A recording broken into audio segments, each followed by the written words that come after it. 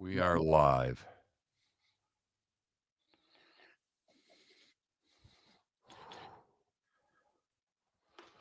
Oh.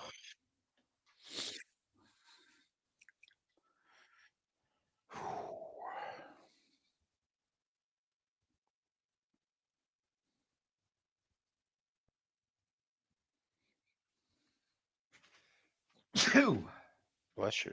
Thank you.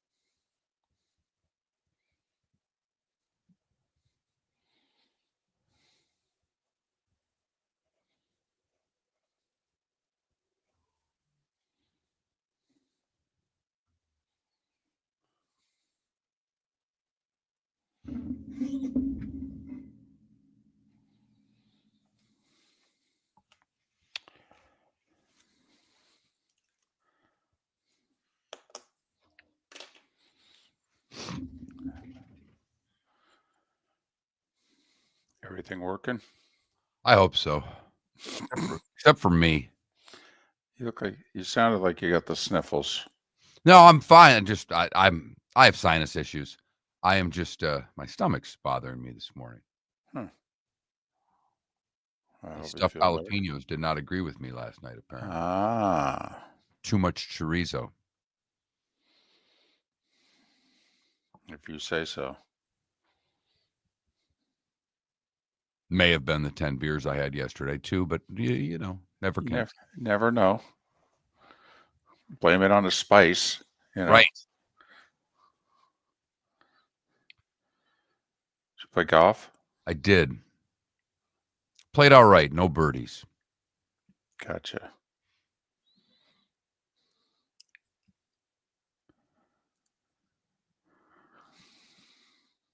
Any from inside 10 feet? No, I didn't stuff Okay. anything. I screwed up a par 5 that I blasted one and I went for it in 2 and hit it out of play. Gotcha.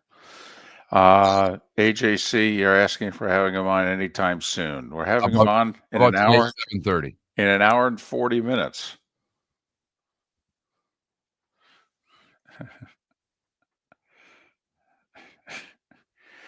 I don't think he did an interview yesterday.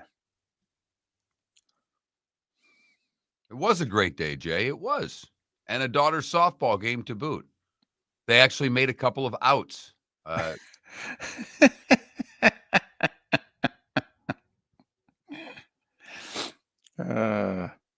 Said so innocently, yet has such meaning.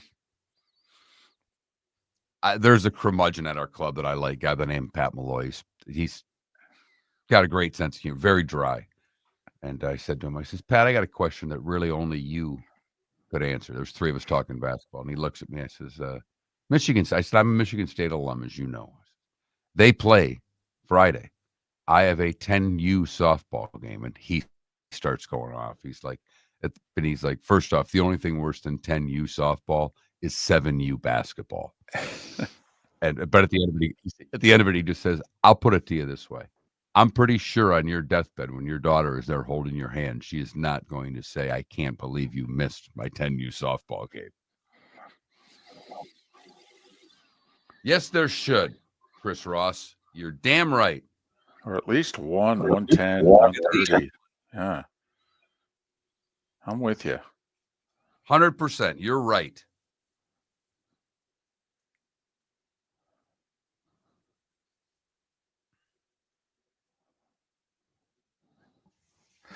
Do you think they're doing that for attendance purposes, that they give people more time to No, get because to the opening day game? is Friday. Huh? They've never had an attendance problem on opening day. Well, just to, I don't know, to allow the people, give the people more time. They don't have to, like bail at noon. I don't know. Does McAfee show have to run till 2? I mean, what is it?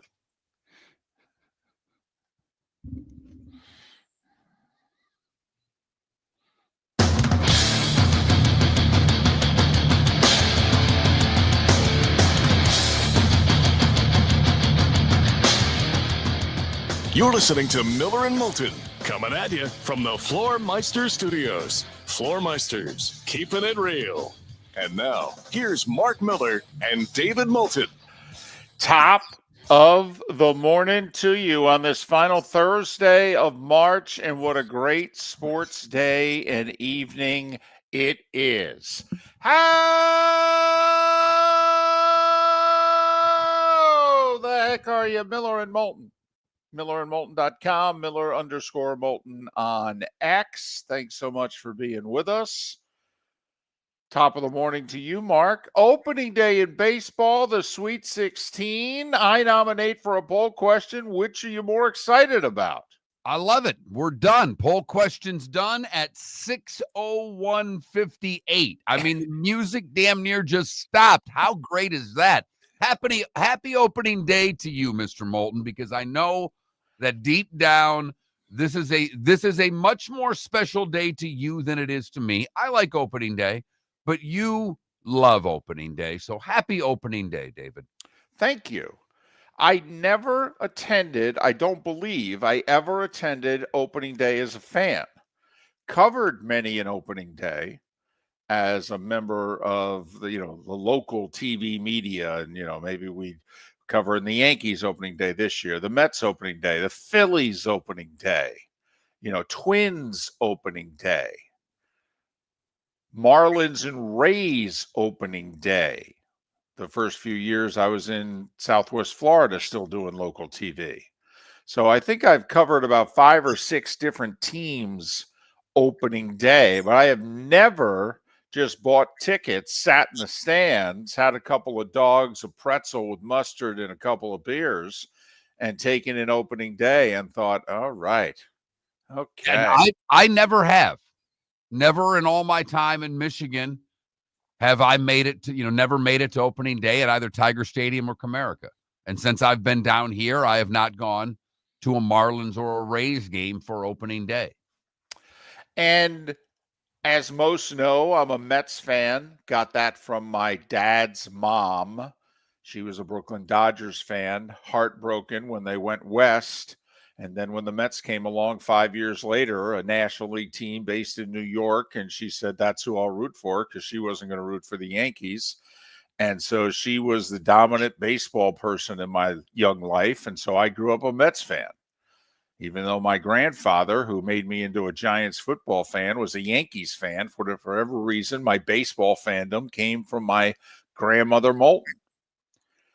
And my team, Mark, has such a strange, is the word that I come up with, history on opening day. I mean, my team is not a historically good franchise. No, they're quite the opposite. Right. I mean, if you were to sum up the Mets, you would say it's a historically bad franchise. They've had moments, but they've not been at best, an average franchise. Yeah, overall, because they've been at it since 1962, and I think they've made the playoffs like 11 times. That doesn't mean they've only had 11 or 12 winning seasons, but, the Mets have not had great success. And the Mets lost their first 8 opening days in franchise history, their first 8. And yet since then, the Mets are 40-15 on opening day. Since losing their first 8 opening days, in their last 55, the Mets are 40-15. And Mark, that was the strange thing growing up. When I was becoming a Mets fan, they were not good. Yet they seemingly always won on opening day. So the season got off to a positive start. I'd watch the game from somewhere, my grandmother's house, my own house, whatever the place may be, and the Mets won. It's like, oh, okay. All right. Yay. We're on our way to 98 losses, but not today. Not today. And that makes me wonder about this opening day, and not the Mets, because you just bet on the Mets on opening day and you deal with it, and the Mets should be there. Come September, they should still be hanging around. This isn't the Mets teams of your youth where you're expecting 90 losses. But for a lot of fan bases, how much hope do you have for your team on opening day? Here we sit in Florida. If you're a Rays fan, my guess is you have hope, because the Rays have outperformed their expectations most years. Yeah, and there's a path to 88, 90, 92 wins that you can see. You've got terrific pitching, knock on wood, if it stays healthy. All right. And who knows, this playing in Steinbrenner Field could turn out to be a great advantage. We don't know yet.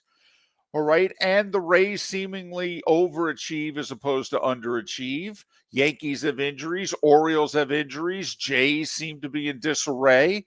You look, if you're a Rays fan, you're right, Mark. You're like, listen, there's a path to having a good year. But if you're a Marlins fan, oh boy, there's no real need, in my opinion, to get even a little bit excited about this season. You have some nice pitching. There's no doubt. I wonder if you'll still have nice pitching by the time June 15th rolls around, if you know what I mean. Well, look at you dating yourself. The old trading deadline, June 15th. But you're right. Sandy, you've got Sandy Alcantara now. You're going to have Sandy Alcantara on August 1st? Probably not. But if you're obviously if you're a Chicago White Sox fan, you have no hope. No. If you're, I believe, an LA Angels fan, no hope. Are we sure you have no hope? Okay, now this is right, stretching. Maybe you have hope that Mike Trout will play in more than 100 games this year. Right. I mean, I think you're like, listen, can we just get a healthy Mike Trout and then just see how we are? We're in a weak division that's in transition. Who knows? Can I get 140 games out of Mike Trout and we just see how this sucker plays out? But like the Nats, no hope. Not this year. No. None. No. Still one more year away before you're looking for that Royals-Tigers breakthrough season.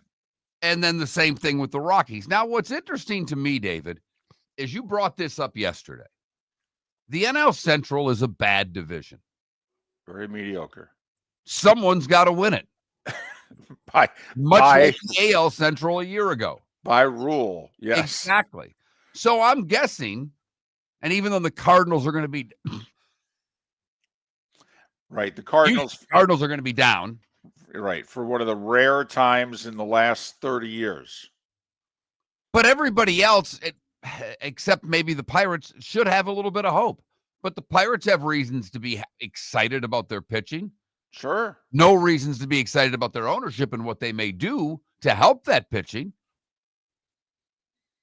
But who's going to get off to the great start? A couple of years ago, the Rays got off to that tremendous start. Right. I think the year before that, the Yankees got off to just an unbelievable start. So who's the team this year that exceeds expectations and rolls out to that 25-10 type start? And you're like, I'll be damned. But I think you hit on it. I think there's about 5 fan bases that don't have hope on opening day.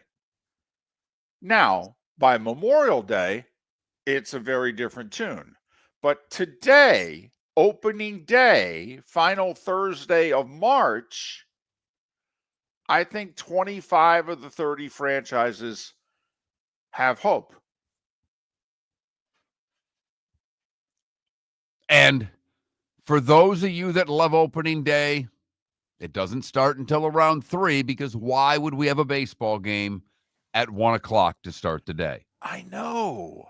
I know. What are we thinking here? Plus, also, obviously, take advantage of the whole afternoon, when it's warmer as opposed to starting at the peak and it's going to get significantly colder, cooler. I mean, like the high today in the Bronx is going to be 50. You got to take into account some of the places you're playing. Take advantage of an extra couple hours of sun and warmth. What are we doing? Never mind. Didn't the Reds play at like noon and the Tigers at 12:30? Yeah, I thought that's what it was. Maybe noon and 1, but the Reds always started. The Tigers were always next. Tigers open on the road. Reds are at home. They play at 4 o'clock. Makes no sense. None whatsoever. I love the whole Reds story. It reminded me of being in Little League. I don't know, Mark, about your Little League. We had an opening day parade in the Little League that I played in. And we marched through town. And then 2 of us were selected to play in the first game. There'd only be 1 game that day, but it would be a parade. Everybody got dressed up in uniform. All the teams were expected to go to the game because we would end up at the ball fields, and then 2 of us would play, and everybody else would watch. And that's fantastic. We did not do that where I grew up. That is actually, I think, a great way for kids to start the baseball season. And it was just cool, for lack of a better word. Couldn't probably do that now, David, because the teams that weren't picks, parents would get upset and yell at the board, and we'd have all kinds of arguments. Well, usually what would happen is that they'd all bring their gloves and what have you, and then they'd end up all being on the side fields playing ball.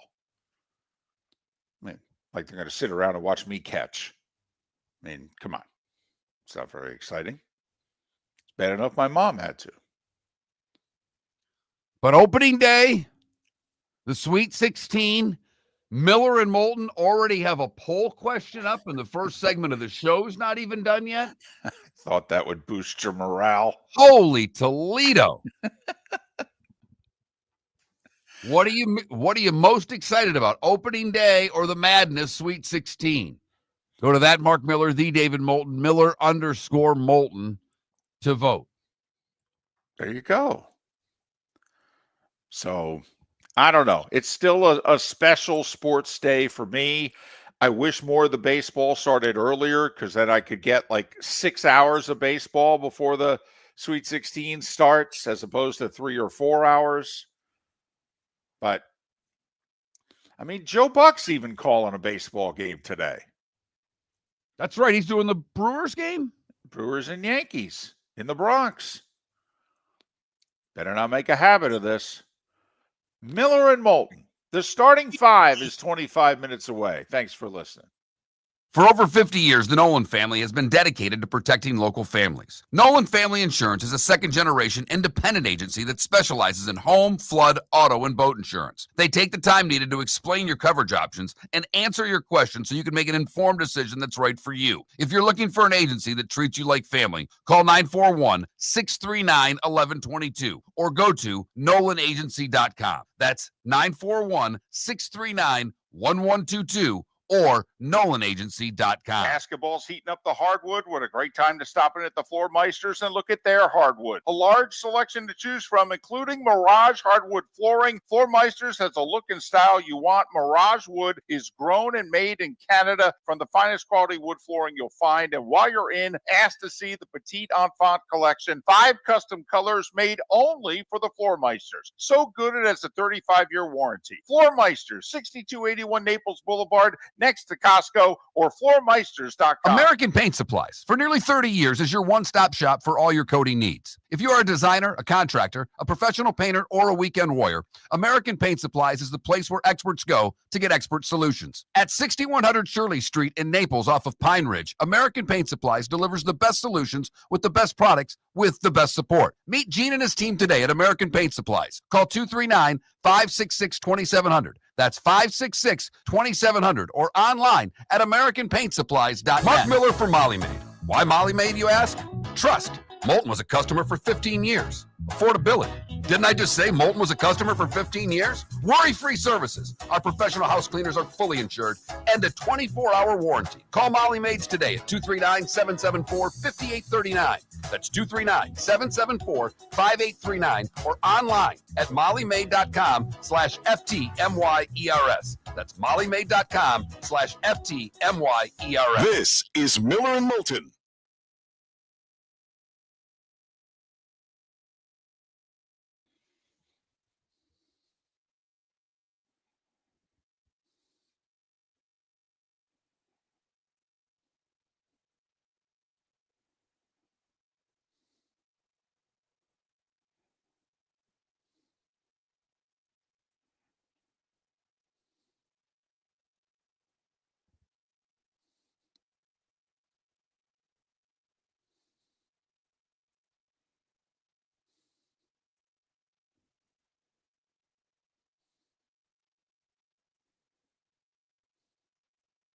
I don't know. I doubt you saw this story. I just caught it. Richie Saunders plays for BYU. He's their leading scorer.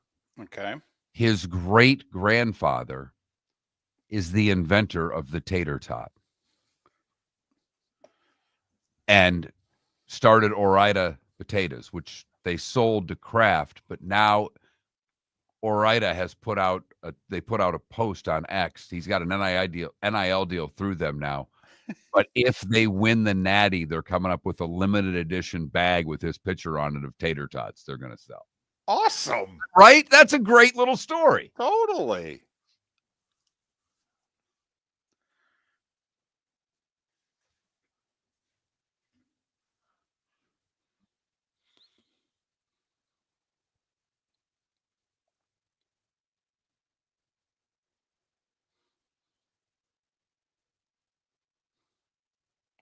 Tim, how does it affect me? It means I have one more year of doing college football,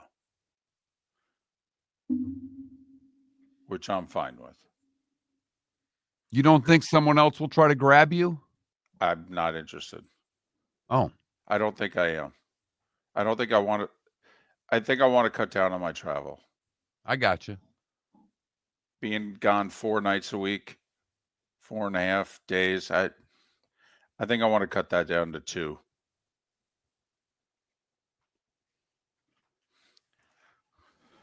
Plus, I leave lunchtime Friday. That means and I mean, my wife and I have such a, remarkable social life, but it means I'll have Friday nights, all day Saturday nights at home. Wouldn't have to leave till midday Sunday. Right. I just think it would improve the quality of my life.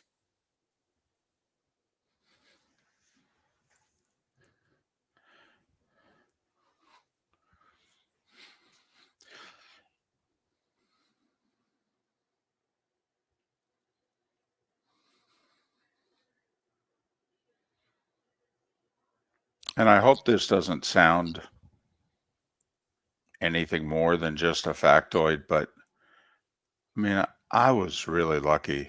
I mean, do you know what I've seen in the last 19 years? Oh, I mean, the time that you jumped on was the emergence of the Southeastern Conference, and what a run you had. I mean, remarkable. Really remarkable.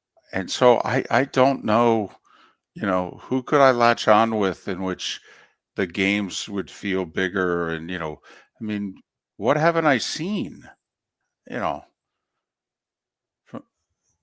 From the kick six to I don't know. I just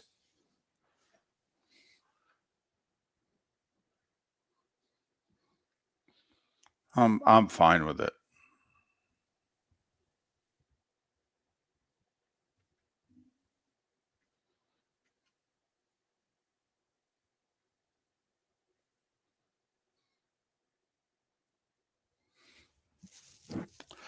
Which answer?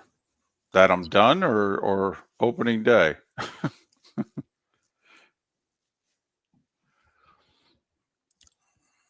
Ambient, I'm 60 at the end of the year.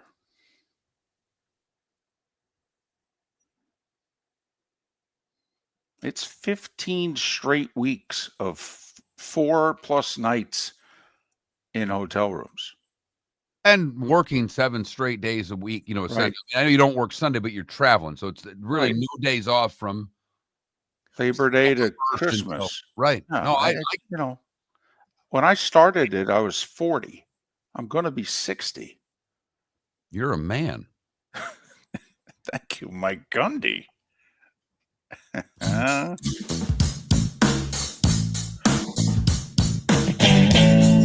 Welcome back to Miller and Moulton. Text the guys what's in your mind at 21,000. That's 21000. And now, here's David Moulton. 21 minutes past the hour. Miller and Moulton, millerandmoulton.com, Miller_Moulton on X. We already have a poll question. Morale is just on fire, beaming through the roof on the show right now. It really does affect Miller and Moulton when we can't come up with a halfway decent poll question within the first hour of the show. We look at one another like we're failing again. We're failing again. It's Right. so stupid. Why can't we do this? Right. Lebitard will have 7 by then. Dan Patrick has 1 every hour. Miller and Moulton are sitting there going, what the hell are we going to do? Right. Mike Bianchi comes up with one every damn segment of his show. We can't come up with one. So But we have one today. It's Yes. opening day in baseball. It's Sweet 16 in college basketball. Which are you most excited about? It's that simple. Miller and Moulton on opposite sides of the spectrum with this one. David's an opening day guy. Surprise, surprise. And for me, it's the madness. I like opening day. I'm excited about tonight. I'm fired up. But I do want to talk about one thing, and I just give me a minute and we'll be done with it. I laughed because someone in the Twitch chat room says, you guys going to talk about LeBron's tip-in? No. But I do want to talk about the Boston Celtics for just a half a second. The Suns have been playing well.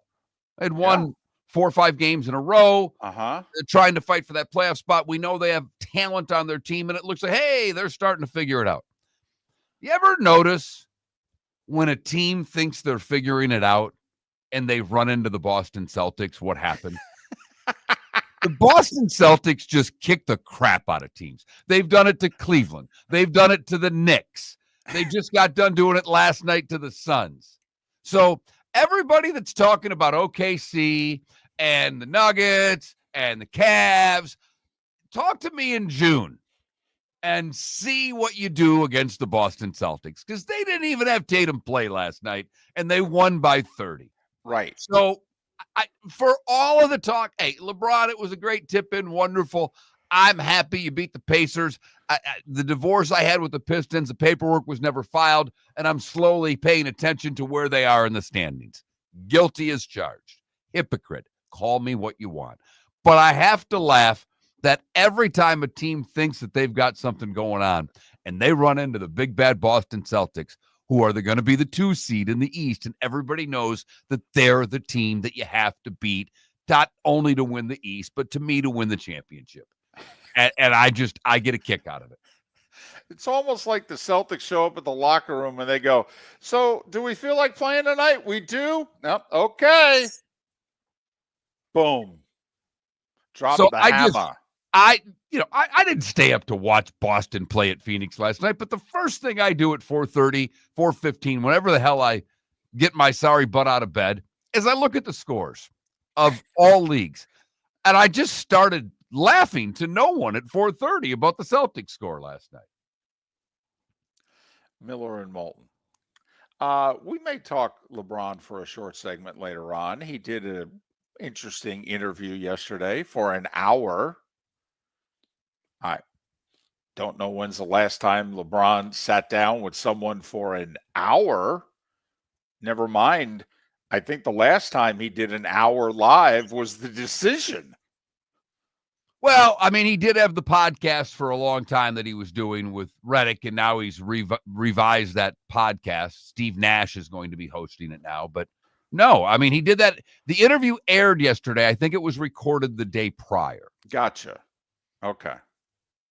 So, but LeBron on Pat McAfee's show yesterday, and don't need to get too much into it. But hey, I love the fact that he's a conspiracy theory guy too. Okay? He's like, come on, like, wow, Cleveland won the lottery when the kid from Akron was going to be the number 1 pick of the draft. He's like, oh, that's shocking. That's like the Knicks getting Ewing or Chicago getting Derrick Rose. He goes, trust me, we all know the script. Okay. I'm like, whoa. All right. So I promise no more association talk out of me for the rest of the day, but I had to get that off my chest this morning. I am curious about this because your team does not play until tomorrow night. So of the 4 games tonight, first one's BYU, Alabama. The second one a half hour later is Maryland, Florida. TBS simulcast on True TV. But the Gators at 7:40 are on TBS. Then Duke is 9:45-ish on CBS. And John Cal against Texas Tech is after 10 o'clock on TBS and simulcast on True TV. Of the 4 games, Mark, which one interests you the most? It's not even close. It's Maryland and Florida. Because as we've talked about, Maryland has a terrific starting 5. Terrific. And they've been playing very solid basketball since the early part of February. But they are not deep at all. No bench, really. And if they were playing the Gators on Saturday, well, I wouldn't give them any shot whatsoever. But because the game's Thursday and a team without much of a bench has had plenty of time to rest, and they will be as fresh as they're going to be, that game intrigues the hell out of me. And everybody knows that Florida and Duke seem to be the 2 teams to beat. Well, I don't know if you need extra incentive come March, but I'm really looking forward to seeing how the Gators perform in the first half. They were not good against Connecticut. Give a lot of credit to the Huskies and how hard they played in that game. But I want to see how Florida starts, and the Florida-Maryland game intrigues me the most, David. It also intrigues me the most, besides the fact that, you and I both picked the Gators to win the Natty, and we've been on the Gators bandwagon since before the calendar turned to 2025. I mean, we picked the Gators out early and said, this is a Final Four team. When they were, undefeated, but they hadn't really played anybody, and they were 18th in the country. And we're like, this is the Final Four team. So we've been on the Gators early, but I'm also fascinated by this whole Maryland soap opera. I mean, we've told you about it, but if you're not really paying attention, Kevin Willard, the coach of Maryland, he's probably leaving to go to Villanova. Even though publicly he has called Maryland out. The AD who was at Maryland a week ago is leaving to go to SMU because he doesn't want to deal with Willard anymore. Maryland has then sat down with Willard and is basically trying to give him everything he wants. And for whatever reason, it's not enough. And here's Villanova, the last power, whatever job left, and they're just sitting there saying, no, we're good. We'll wait till the tournament's over or till somebody's done in the tournament, and then we've got our coach. And Maryland's got the contract offer in front of him, and every day he's being asked at the press conferences. And now, Mark, I don't know if you saw, but when he was asked at the daily press conference, hey, what's going on, instead of talking about Maryland and the program, which he was more than willing to do last week, now, Mark, he's turned every question into, we really have to stop Clayton. Clayton's amazing. It doesn't matter if he goes to his right or his left, and that's the key to the game. We've got to corral Clayton. And they're like, well, Coach, that's great, but we're asking you about the program. Last week you were saying, and he's like, we got to keep them in check. Uh-huh. Sounds like exit stage left to me, David. I don't know about you. Yep.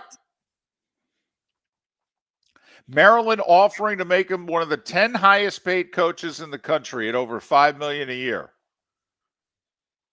And he apparently is going to Villanova.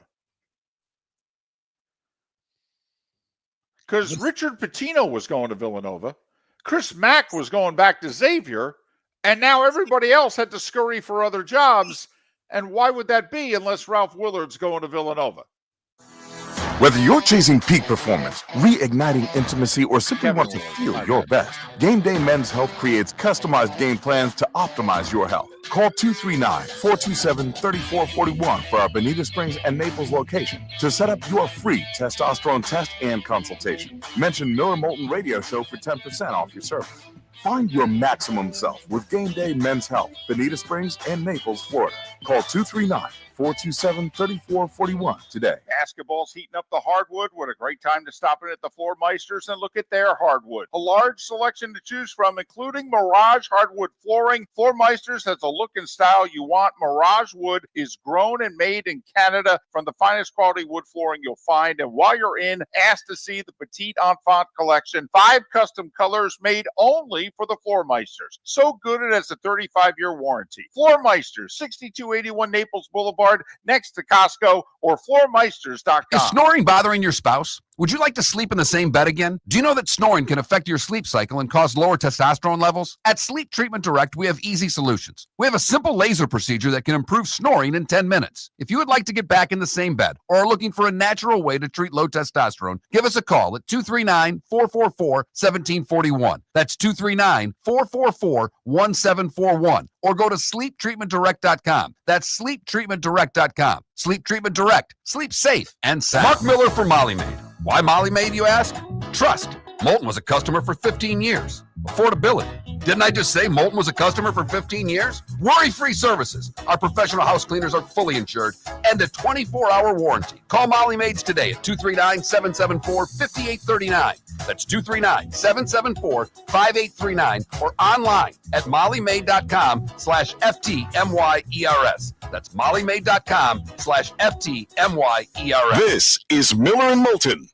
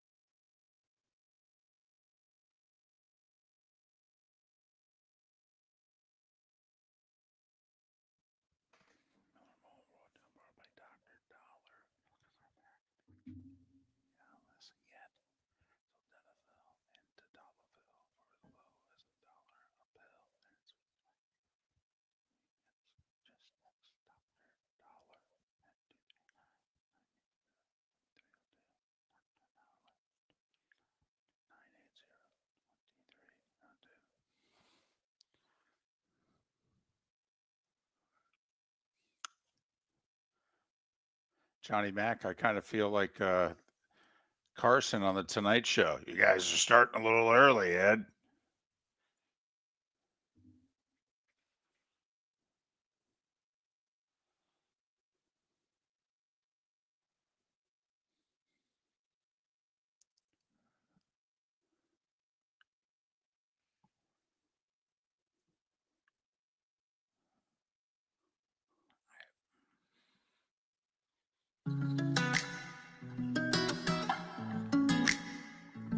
Welcome back to Miller and Moulton. Text the guys what's in your mind at 21,000. That's 21000. And now, here's David Moulton. 22 minutes before the hour. Miller and Moulton, millerandmoulton.com, Miller_Moulton on X. We've got a poll question. It's opening day in Major League Baseball today. It's also the Sweet 16s tonight. Which are you more jacked up for? The Sweet 16s and the madness, or opening day in baseball? Vote accordingly. Miller and Moulton are split, as we often are. So there.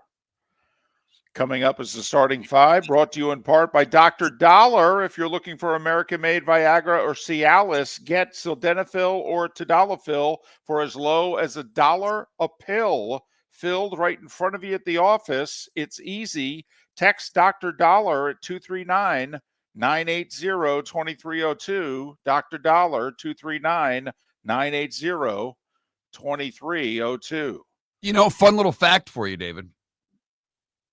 And I was afraid you were going to do that live read right before your starting five, and I may sabotage your entire segment. But it was today in 1998 that the FDA approved Viagra.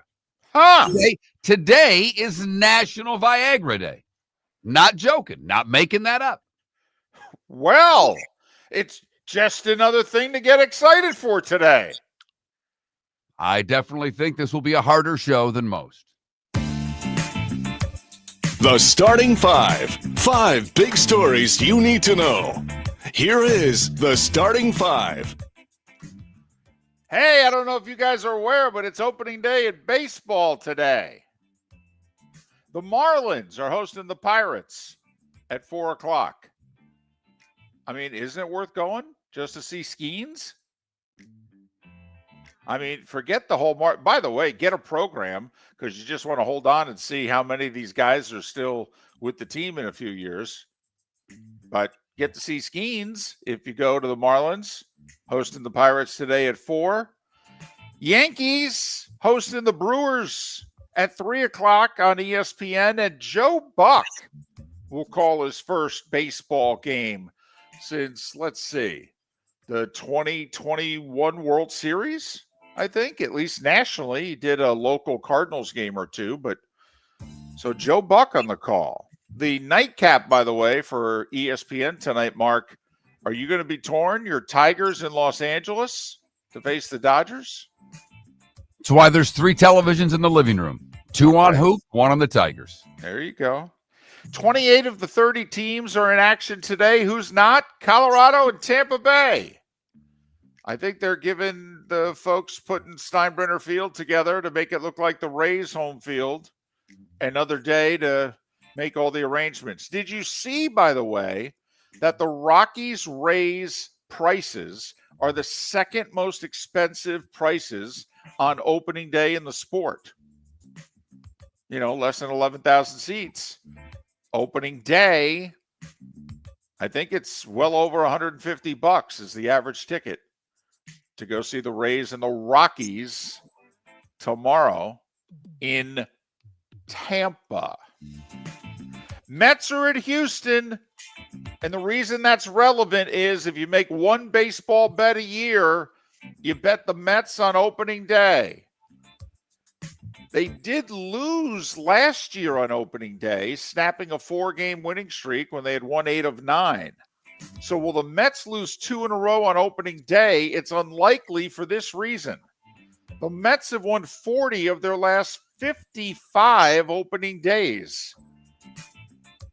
The Mets winning percentage on opening day is nearly .650. And that's with the franchise losing their first 8 opening days in their history. 40-15 in their last 55 opening days. I mean, what is that? Like 7:20, 7:30 baseball? Nobody can explain it. It's not like they're good every year. And they're sending a guy today who hasn't started a game in the majors before. He's been a reliever for the last 6 years, Clayton Holmes. But I'm sorry, you just bet the Mets blindly. Just did it. And it's basically a pick 'em today, right? Mets are a dog. They're plus 110. Houston was minus 130. Okay. Framber Valdez for the Astros. The other big sporting event going on tonight, the Sweet 16. The first game is Bama, the 2 seed, against BYU, the 6 seed. Bama, 5.5-point favorite. They're getting the CBS treatment. The Gators get the TBS treatment at 7:40 when they host Maryland. Then the nightcaps. Duke, well, you know they're going to be on CBS. 9.5-point favorites are the Dukies against Arizona. Texas Tech, a 5.5-point favorite over John Cal and Arkansas. Gators, by the way, 6.5-point favorite tonight. Gators didn't cover either of their first 2 tournament games. The Gators were one of the best teams against the spread in the country this year. Mark, I got a feeling Gators comfortably tonight. Double figures. I'd lay the points. Really? Yes. All right. West Virginia hired North Texas's Ross Hodge to be their head coach. He's still coaching the Green Machine because they're in the semis of the NIT. Tulane's Ron Hunter then leaves to go become the head coach of the Green Machine. Colorado State. Aren't they the mean green? They're not. They're not the Green Machine. This is not the longest yard. Oh, okay. That's the Mean Machine. I know, but they're not the Green Machine. Aren't they the Mean Green? The Mean Green? I'm confused. You know, probably. UNT, North Texas, Mean Green. All right. Anyway, their coach is going to West Virginia, and Tulane's coach is now going to North Texas. Colorado State lost their coach to Minnesota, but they promoted their top assistant. I do not want to take a shot at his name. He's apparently one of the, guys that's been circled as one of the great up-and-comers, 36-year-old Ali Farokin-Manesh. He's the head coach, Mark, of your wife's Colorado State. Saw that this morning, yes. The CBI championship in Daytona was won by Illinois State. They beat Cleveland State 79-68. NBA, LeBron with a tip-in to beat the buzzer. And the Lakers beat the Pacers 120-119. LeBron had only 3 points through 3 quarters. And one of the longest streaks in NBA history was in danger. But LeBron ended up with 13 points. It was the 1,283rd consecutive game that he scored in double figures. That's 15 consecutive years worth of games. Never mind all the games that he's missed. He sucks, David. Come on. Well, he's a dog. There's no doubt. Right. Remember we remarked, why are the Clippers favored in New York against the Knicks? What's going on? And the spread only got bigger and bigger as the day went on. Clippers beat the Knicks by 13, 126-113. Harden with 29, Kawhi with 27. Maybe Vegas knew that Kawhi was going to play, but boom. Toronto beat Brooklyn by 30. The Heat 5.5 ahead of the Raptors for the final playoff spot in the East with 10 to play. Denver got 39 points, 10 rebounds, 10 assists from Jokic. Did you see his no-look pass? No, I did not. I did not look at a lot of highlights this morning. I'll look at it during the break. Yeah, there's a camera angle of his no-look pass. It was as if it was behind Jokic, and you can't see the guy he's passing it to, no look. And then all of a sudden, as the pass is halfway there, the guy shows up and catches it for a layup. what I'm trying to say, Mark, is that he's pretty good. He is. He's very good. Celtics won their 7th straight. Porzingis with 30. They beat Phoenix by 30, 132-102, and the Suns had won 4 in a row. Washington beat Philly. That's how much the Sixers are tanking, 119-114 in Philly. Hockey, Vancouver went to Long Island, beat the Islanders 5-2. Vancouver's 3 points behind the Blues for the final playoff spot in the West, but they do have a game in hand.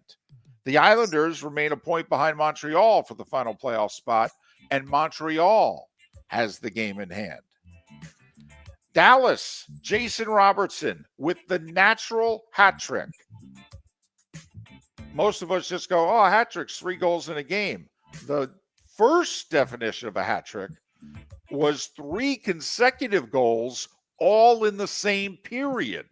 Jason Robertson did that in the second period for Dallas.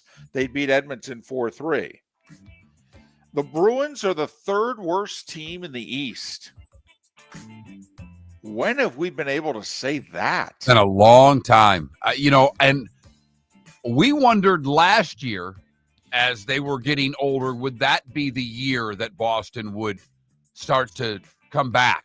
And they didn't at all. But this year, obviously, things did not go well from the beginning. They ended up trading Marchand, and it has been a rough year for the Bees. And they lost at Anaheim 6-2 last night. Speaking of Marchand, the Panthers hopeful that Brad Marchand will make his Florida Panthers debut tomorrow night at home when they host the hockey club from Utah.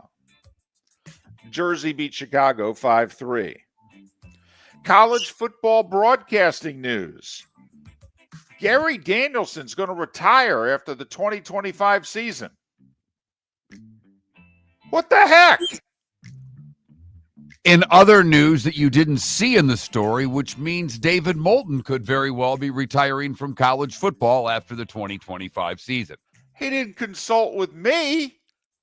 He didn't announce it on our show. That's what I'm pissed about. He'll be on our show in 45 minutes. If I call him.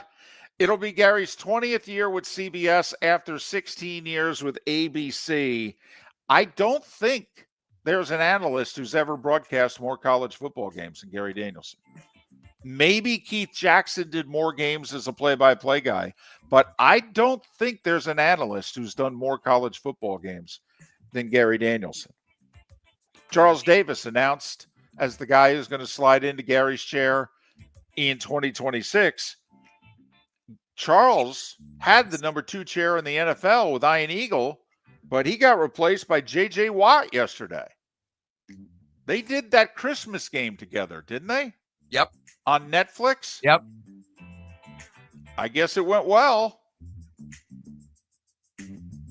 I'm surprised at this. JJ was like doing 6-8 NFL Today shows a year, and that's it. You know, when you become the number 2 analyst, that's 20 straight weeks. And that's not that the studio job's not work, but it's not near the amount of work that you have to put in to be an analyst for a game. It's not even close. No. I mean, it's not. Just skip the 20 weeks, 8 weeks. Just preparing to be an analyst versus being one of 5 on the set for 90 minutes. The analyst job is far more difficult. As we mentioned, Gary Danielson to join us in 45 minutes, in which I'll ask him, well, what the hell do I do now? Golf, PGA Tours in Houston for the Houston, Texas Open, or the Texas Houston Open, however you want to say it. LPGA in Arizona for the 4 championships. And at 9 minutes before the hour, that was the starting 5. 5 big stories, and Gary Danielson's retirement here on Miller and Moulton. Really? You're done? You're done. All right. I'm going to let the music play while I remind everybody that the other madness in the NCAA, hockey, gets going today. You can watch most of it. Boston University plays Ohio State at 2 o'clock. That's on ESPNU. Western Michigan and Minnesota State. That's 3 p.m. or 5 p.m. rather on ESPNU. 8:30 tonight, Minnesota takes on UMass, and Sparty takes on Cornell. That's on ESPN Plus. Thanks, guys. Wow. What'd you guys do to get to? I don't know. They're the second-ranked team in the country, I believe. Right. I'm shocked that they are putting Western Michigan in Minnesota State on ESPNU and moving Michigan State Cornell to Plus, but that's the case. You are right. I love the hockey tournament. Yes, it is awesome. It's single elimination. They go from 16 to 4, then they wait a week and a half, and they play the Frozen Four, and this year that'll be in St. Louis. So even more hockey for you puckheads out there. Our poll question is up. Today is opening day in baseball, Sweet 16 in college basketball. Which are you most excited about? Limited voting early, but opening day with a slight lead at this point. That Mark Miller, the David Moulton, Miller_Moulton on X to vote. Not only do we have Gary Danielson coming up next hour, but Kevin Brockway and David Laurila will join us in the 8 o'clock hour here on Miller and Moulton. For over 50 years, the Nolan family has been dedicated to protecting local families. Nolan Family Insurance is a second-generation independent agency that specializes in home, flood, auto, and boat insurance. They take the time needed to explain your coverage options and answer your questions so you can make an informed decision that's right for you. If you're looking for an agency that treats you like family, call 941-639-1122 or go to nolanagency.com. That's 941-639-1122 or nolanagency.com. Basketball's heating up the hardwood. What a great time to stop in at the Floor Meisters and look at their hardwood. A large selection to choose from, including Mirage hardwood flooring. Floor Meisters has a look and style you want. Mirage wood is grown and made in Canada from the finest quality wood flooring you'll find. And while you're in, ask to see the Petite Enfant collection. 5 custom colors made only for the Floor Meisters. So good it has a 35-year warranty. Floor Meisters, 6281 Naples Boulevard, next to Costco, or floormeisters.com. Honey, you want to come out? I haven't seen you since Glass Doctor installed our custom shower enclosure. No thanks. Well, you can't keep eating breakfast in the shower, and laminating your magazines is getting expensive. You remember we have guests coming over tonight, right? Oh, I'm sure they'd love to see the shower. It's our neighbors, and I highly doubt they want to be hanging out in our bathroom. The shower's so good, you'll never want to leave.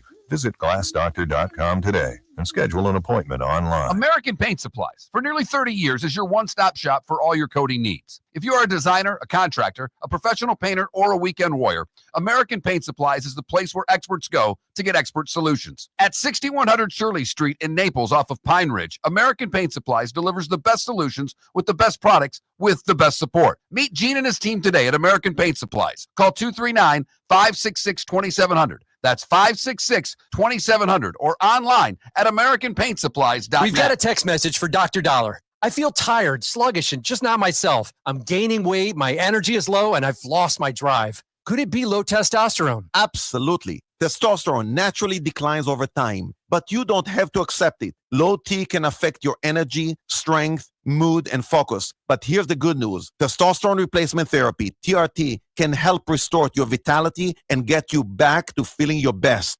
Imagine waking up strong, sharp, and energized, ready to take on the day like you used to. At Revitalize Clinic, we specialize in physician-guided, American-made TRT designed just for you. Take control of your health today. Call Revitalize Clinic at 239-277-5770. Visit revitalizelounge.com or text Dr. Dollar directly at 239-980-2302. Feel like yourself again. Testosterone replacement therapy, because your best years aren't behind you, they're just getting started. Text Dr. Dollar now at 239-980-2302. This is Miller and Moulton.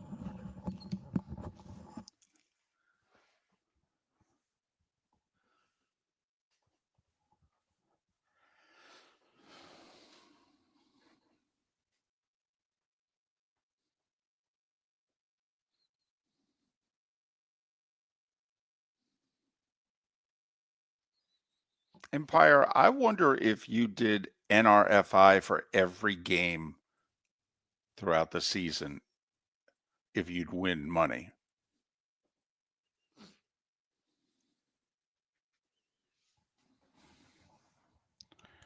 I may keep track of that these first few days of baseball.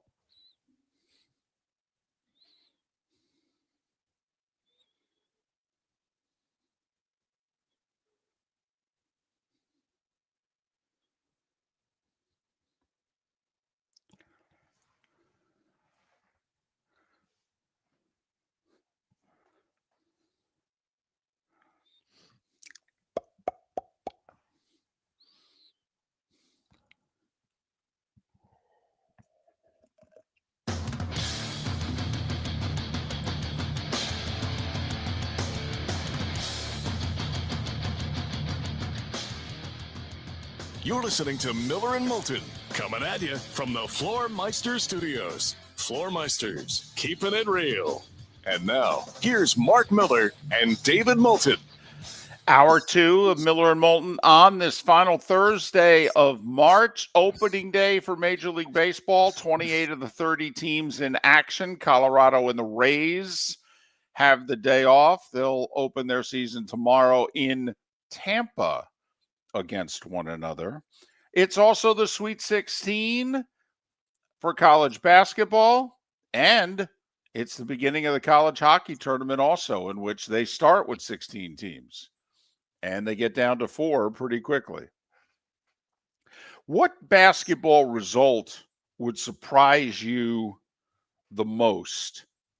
Either today, tomorrow, if you just want to go Sweet 16, or this weekend? If it were the Sweet 16, it would be Arizona beating Duke. And I know there are a lot of folks out there that think Arizona's got a legit shot to beat Duke. I'm one that doesn't. Duke has been destroying everything in their path. And I wonder, I would be very surprised if Arizona won that game. That would surprise me the most, David. Quick sidebar. Doesn't it surprise you that the Duke-Arizona spread is only slightly higher than the Auburn-Michigan spread? Yesterday at this time, it was identical. They were both 9.5. Apparently, some money has come in on Michigan because that game's down to 8.5 in a lot of places. But doesn't it surprise you that Michigan is as big a dog against Auburn, essentially, as Arizona is against Duke? You know what's funny, if we were to throw another poll question up and be one of those shows that just kept putting poll questions up? Right. If we were to say which number 1 seed is most likely to lose. Oh, wow. Week.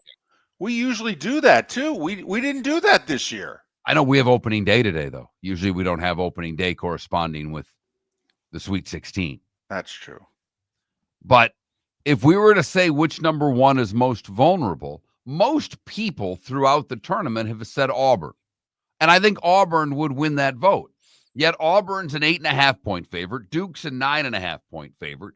Florida 6.5, and Houston 8.5. So by point spread, Florida, according to Las Vegas, is the most vulnerable team out of the number 1 seeds. Yeah, I'm not feeling it tonight. I am not feeling it. Why? Well, I do think it's significant that Florida has depth and Maryland doesn't, because I think that the Gators will play a very intense tempo game, and I think Maryland will need some breathers. Number 1. Number 2, I mean, Maryland should have lost to Colorado State, for goodness sakes. You're going to turn around and beat the Gators? Well, I think the one point of this, too, is that Maryland, like St. John's and like Michigan State, struggles from behind the arc. They're going to have a great game shooting 3-pointers. Yeah. They can't be under 30%. They just can't. No, because you figure, heading into a game against Florida, listen, Connecticut did an amazing job defensively, I thought, against Florida. They played them great. What did Florida get to, 70? I mean, don't you think if you're Maryland going into this game, you got to get to 80? And Maryland averages a little over 80 a game. They can score. They don't shoot a ton of three-pointers. Their percentage is pretty good, but they don't make a lot of them. They're like 132nd in made threes in the nation, whereas Florida's much higher than that. They're like in the top 30. So I think there's a big difference there from behind the arc. But I'll be interested, David. You talk about the pace that you think Florida wants to set. This is where what you've talked about specifically, I'm going to spin right back at you. When the Gators didn't have a lot of depth and they've developed it over the year, what we talked about with Florida was what? Well, in the tournament, you don't need as much depth. The TV timeouts are a little bit longer. True. You get more breathers in the game, and I'll be curious if how much that helps Maryland tonight. I also just want to see if Maryland, if there's any distraction at all. I mean, the players are not idiots. The players know that their coach is 1 foot in the door, 1 foot out the door. Does that make any difference at all? Or, Mark, quite frankly, are all the players 1 foot in, 1 foot out, so it doesn't matter at all? I think it's B, David. I really do. These players, the only conversations they're having is that, hey, coach is going to leave. What are we going to do? They're saying, so if coach leaves, where do you think we're going to go get paid the most next year? It's a totally different era. What you're talking about 3, 4, 5 years ago, I think would have been incredibly valid to the story. In the NIL portal world, I don't know how valid it is, David. I don't.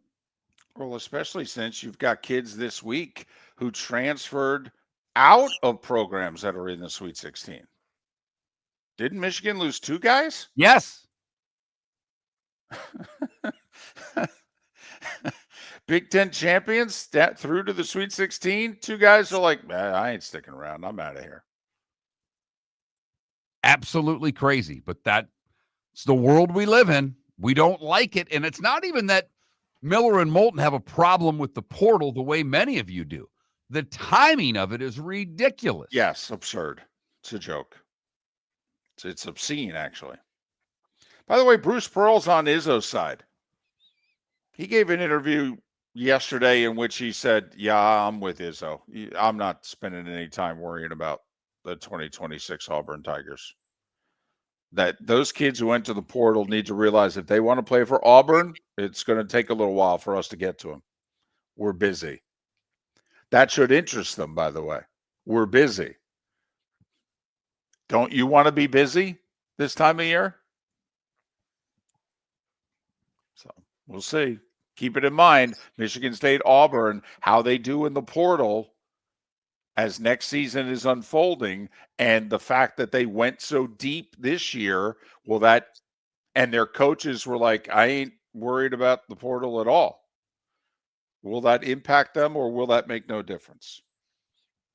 The other result, and I picked Duke, Arizona, but the other one that would surprise me the most, like I think Florida's going to win, but I think it could be a good game. Auburn, Michigan, I think Michigan can play Auburn tough because I like their bigs. I know Purdue as an All-American on their team. I get it. I don't see Purdue having much of a chance against Houston.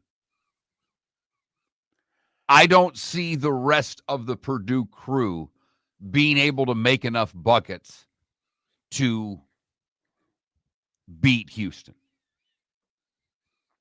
I think Houston defensively is very good. And as we've talked about, this Houston team can actually score some points. I didn't think Purdue would make it this far anyhow. So they've already done better than what I expected out of them. But I think they've got a rough one tomorrow night. I think best game of the night's BYU-Bama. Like, I think Florida's going to handle Maryland. I think Duke's going to handle Arizona. I think Texas Tech's going to wear down Arkansas. I think BYU gives them a game. And that's a dangerous thing to say because Alabama is, man, when they're hot, whew, they could take anybody and wipe them off the floor. Well, I told you this story during a break. If you have no dog in the fight and you're looking for something fun, BYU may be your team. Because Richie Saunders, who's their leading scorer, has one of the best NIL deals that I've ever heard of. His great-grandfather founded Laurila and is the inventor of the tater tot. Oh, my goodness. What a contribution to society. Absolutely. Now, they have sold Laurila to Kraft Foods, but the 23-year-old Mormon family, probably did his mission, so older player, has given him an NIL deal, and they have promised to release a limited edition bag of Richie's tater shots if BYU wins the Natty. Hey, listen, I think getting to the Final Four, they should have. I'm with you. Come on now. You got to win the Natty to get the commemorative bag? That's a damn good point. I mean, BYU doesn't go to the Final Four every day, guys. And by every day, I mean, I don't think they've ever been. Danny Ainge and the boys got to the Elite Eight in 79. That was it. But Richie Saunders, the great-grandson of the inventor of tater tots. Oh. I'm definitely taking BYU in the points now. Just emotionally. I want to be on the side of the tater tots. Absolutely. And I'm with you. I don't think the limited edition bag should only be if they win the Natty. If they get to the Final Four, I think that's a remarkable accomplishment for BYU. I mean, for goodness sakes, they'd have to beat Bama and Duke back to back. You can't get a commemorative bag of tater tots? I may be responding to Laurila's post this week. I don't know. I think I may challenge them on this. Now I've got Ron White's routine in my head in which he said, yep, that's right. You've come across the tater. And I just keep doing Napoleon Dynamite in my head. I'm messed up for the rest of the day now. I really am. Miller and Moulton talking tots and the tourney. And opening day of baseball. Oh, yeah, that too. Oh, stop it. It's underway at 3 o'clock today. Why wait till 3? I don't know. Especially with the baseball demographic. I mean, for goodness sakes, they're eating at 4:30. All right. Wheel and Jeopardy at 7. Why do you want to get the game possibly in the way of Wheel and Jeopardy? No early games. The first baseball games are at 3 today. For the life of Miller and Moulton, we can't figure out what the hell they're doing. It's absurd. Also, it puts pressure on us to work more before we play hooky. I mean, schedule a 1 o'clock game so we can play hooky. Come on. Late lunch for about an hour and a half, 2 hours. Show up and watch the rest of the games on your computer until you leave early for the madness that is tonight. Gary Danielson announced his retirement from college football. He will join us in 25 minutes right here on Miller and Moulton. American Paint Supplies, for nearly 30 years, is your one-stop shop for all your coating needs. If you are a designer, a contractor, a professional painter, or a weekend warrior, American Paint Supplies is the place where experts go to get expert solutions. At 6100 Shirley Street in Naples off of Pine Ridge, American Paint Supplies delivers the best solutions with the best products with the best support. Meet Gene and his team today at American Paint Supplies. Call 239-566-2700. That's 566-2700 or online at AmericanPaintSupplies.net. Basketball's heating up the hardwood. What a great time to stop in at the Floor Meisters and look at their hardwood. A large selection to choose from, including Mirage hardwood flooring. Floor Meisters has a look and style you want. Mirage wood is grown and made in Canada from the finest quality wood flooring you'll find. And while you're in, ask to see the Petite Enfant collection. 5 custom colors made only for the Floor Meisters. So good it has a 35-year warranty. Floor Meisters, 6281 Naples Boulevard, next to Costco, or floormeisters.com. Whether you're chasing peak performance, reigniting intimacy, or simply want to feel your best, Game Day Men's Health creates customized game plans to optimize your health. Call 239-427-3441 for our Bonita Springs and Naples location to set up your free testosterone test and consultation. Mention Miller Moulton Radio Show for 10% off your service. Find your maximum self with Game Day Men's Health, Bonita Springs and Naples, Florida. Call 239-427-3441 today. Mark Miller for Molly Maid. Why Molly Maid, you ask? Trust. Moulton was a customer for 15 years. Affordability. Didn't I just say Moulton was a customer for 15 years? Worry-free services. Our professional house cleaners are fully insured and a 24-hour warranty. Call Molly Maids today at 239-774-5839. That's 239-774-5839 or online at mollymaid.com/FTMYERS. That's mollymaid.com/FTMYERS. This is Miller and Moulton.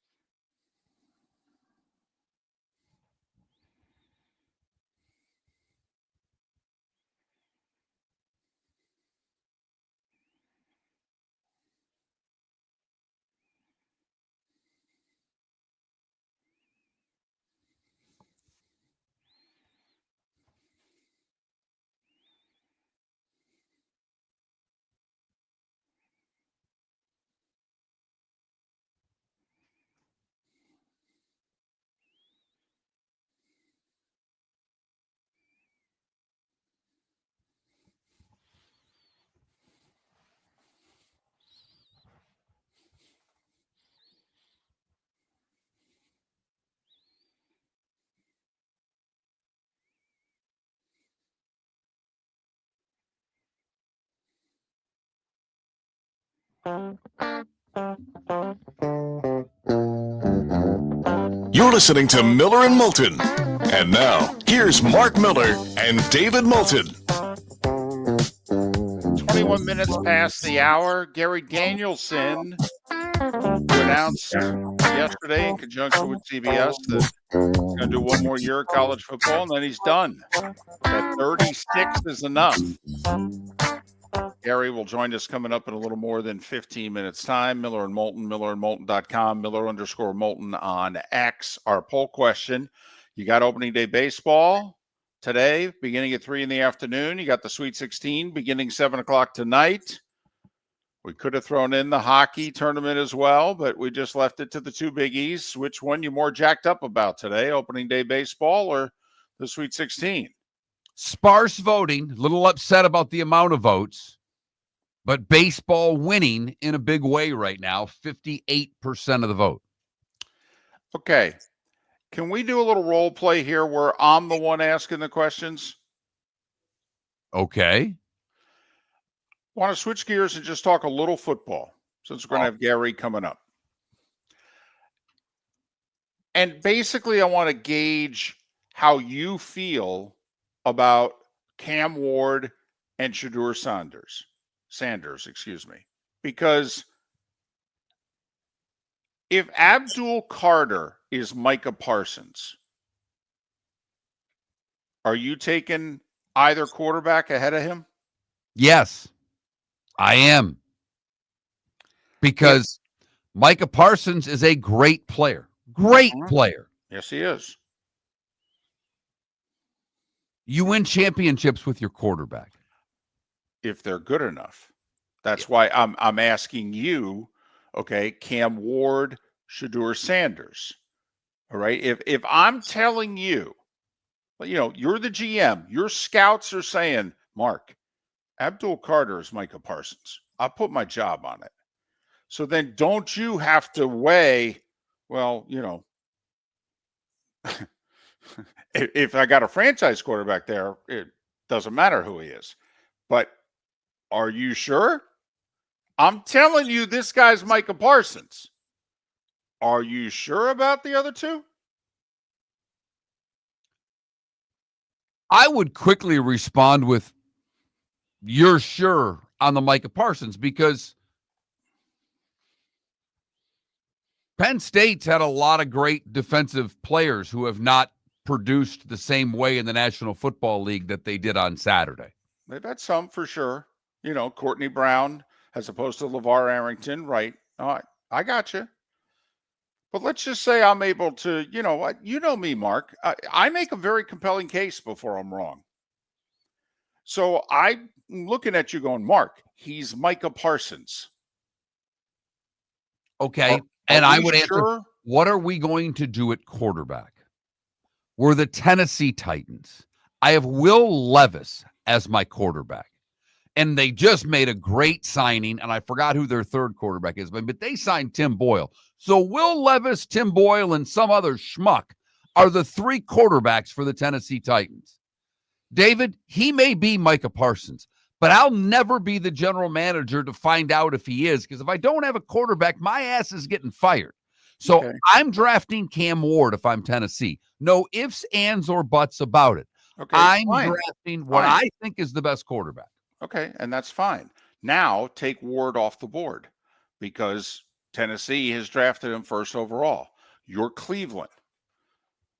And your room is telling you, hey, the one kid, Abdul Carter, is Micah Parsons. They're also telling you that Travis Hunter is Charles Woodson. Now, I know, it's heady stuff, Hall of Fame. But I'm just telling you, okay, if you've got your room telling you that the one guy's Micah Parsons and the other guy's Charles Woodson, are you taking Shedeur Sanders? I don't know. And I hate to be that, I'd love to give you a definitive answer, but I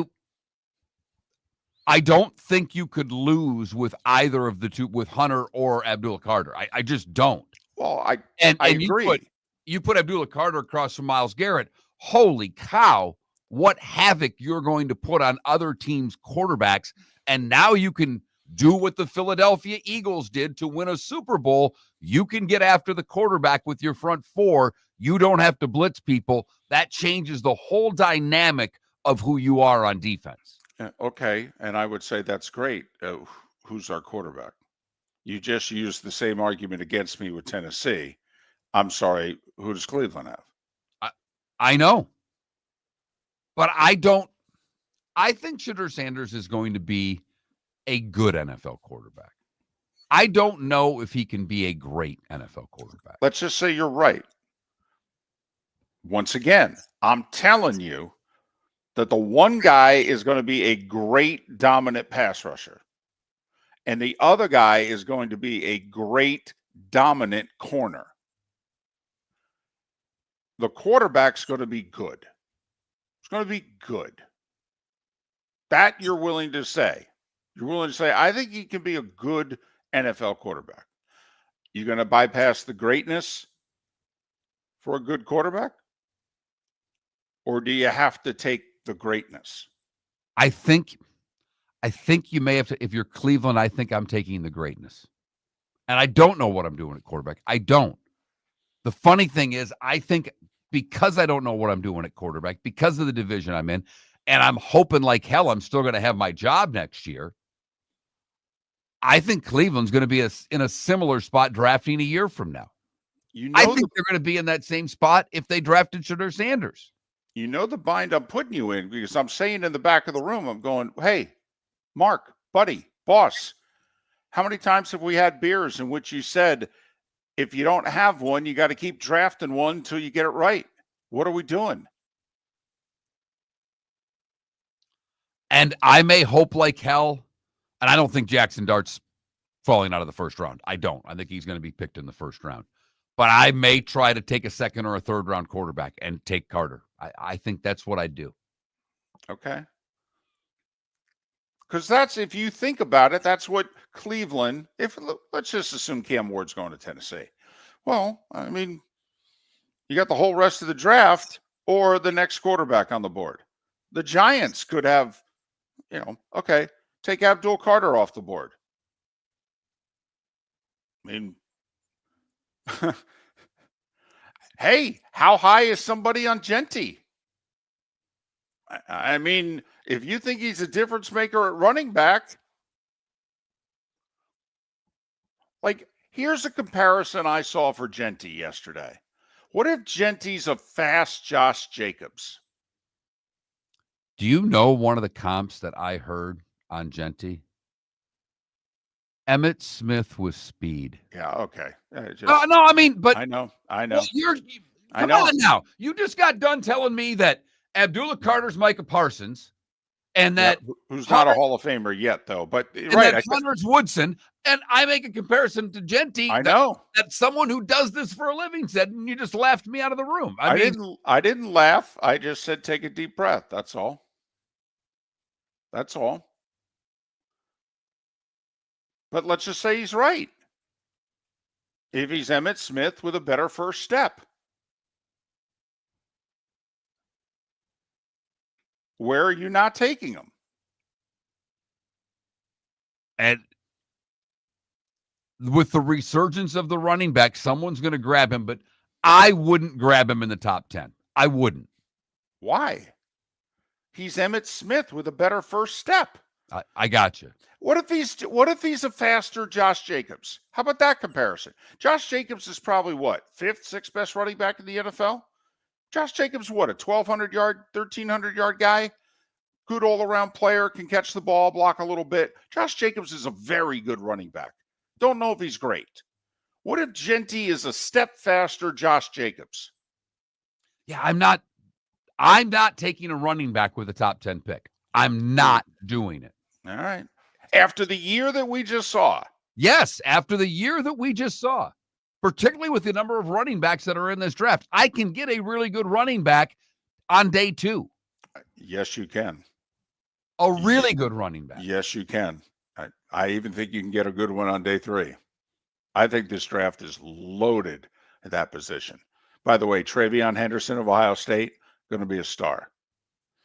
Miller and Moulton. Gary Danielson is next. For over 50 years, the Nolan family has been dedicated to protecting local families. Nolan Family Insurance is a second-generation independent agency that specializes in home, flood, auto, and boat insurance. They take the time needed to explain your coverage options and answer your questions so you can make an informed decision that's right for you. If you're looking for an agency that treats you like family, call 941-639-1122 or go to nolanagency.com. That's 941-639-1122 or nolanagency.com. American Paint Supplies, for nearly 30 years, is your one-stop shop for all your coating needs. If you are a designer, a contractor, a professional painter, or a weekend warrior, American Paint Supplies is the place where experts go to get expert solutions. At 6100 Shirley Street in Naples off of Pine Ridge, American Paint Supplies delivers the best solutions with the best products with the best support. Meet Gene and his team today at American Paint Supplies. Call 239-566-2700. That's 566-2700 or online at AmericanPaintSupplies.net. Wine glasses never fall over until you get a brand new rug. Oh, no! Ketchup bottles act normal till you're wearing a new shirt. Oh, you kidding me? And rocks slide peacefully on the road till the day you get a brand new windshield. Then they fly up off the road and attack without mercy. That's why new windshields from Glass Doctor come with our windshield protection plan. Unlimited repairs and one replacement for 12 months. Don't just fix it, protect it. Glass Doctor. A neighborly company. Mark Miller for Molly Maid. Why Molly Maid, you ask? Trust. Moulton was a customer for 15 years. Affordability. Didn't I just say Moulton was a customer for 15 years? Worry-free services. Our professional house cleaners are fully insured and a 24-hour warranty. Call Molly Maids today at 239-774-5839. That's 239-774-5839 or online at mollymaid.com/FTMYERS. That's mollymaid.com/FTMYERS. This is Miller and Moulton.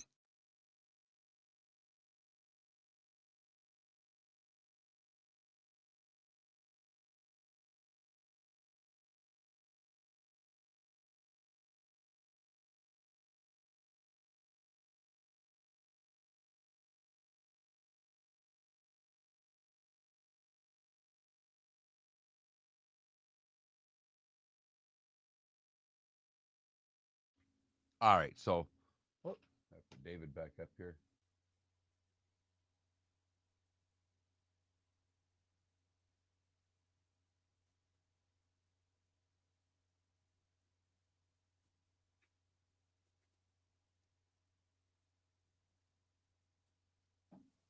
All I will say there, A. Diddy, is that Pat Kerwin doesn't think so. I don't think you necessarily care what Miller and Moulton think evaluating quarterbacks because we're not NFL evaluators. But Kerwin's been high on Dart since the Senior Bowl. And he has drafted players. So he was never that high on Pickett. That's all I'll tell you.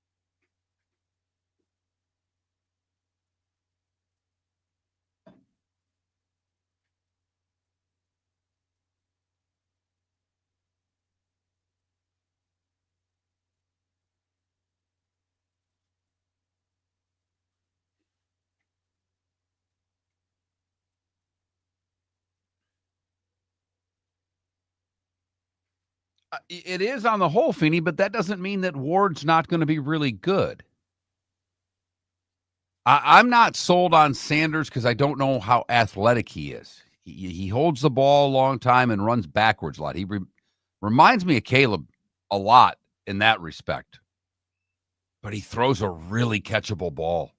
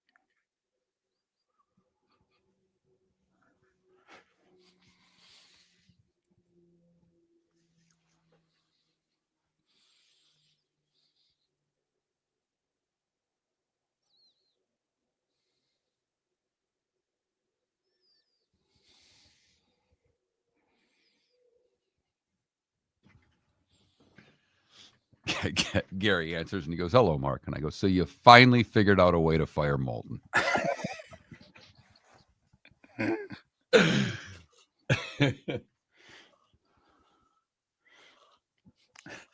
He didn't think it'd be this hard. Right?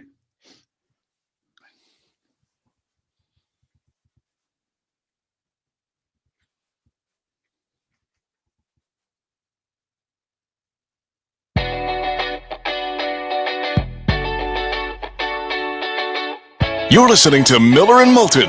And now, here's Mark Miller and David Moulton. 22 minutes before the hour, one of the great sports days of the year, opening day baseball, Sweet 16 basketball, college hockey tournament getting underway as well. Our poll question, which you more jacked up about, opening day baseball or the Sweet 16? Go to that Mark Miller, the David Moulton, Miller_Moulton on X, and vote. Joining us now on the American Paint Supplies Hotline, your one-stop shop for all your coating needs, is Gary Danielson, who in joint announcement with CBS yesterday decided this coming season will be his last, his 20th at CBS, his 36th broadcasting college football. Gary, congratulations on a great career, and the kudos you got yesterday with the announcement.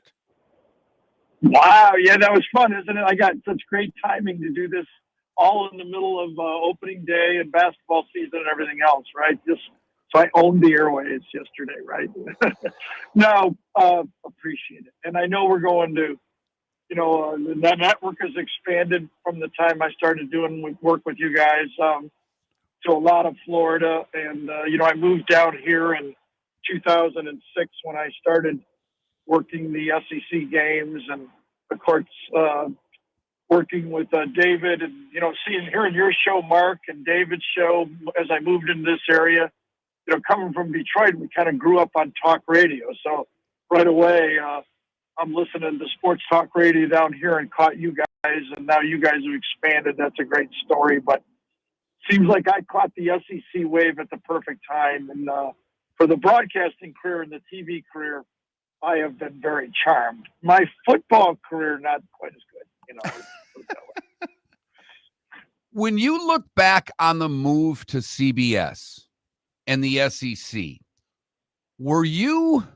how nervous were you about making that jump? And like you said, your career you were already had done it for 16 years, but the SEC blew up as you took that job. How nervous were you accepting that job because the SEC wasn't the SEC then?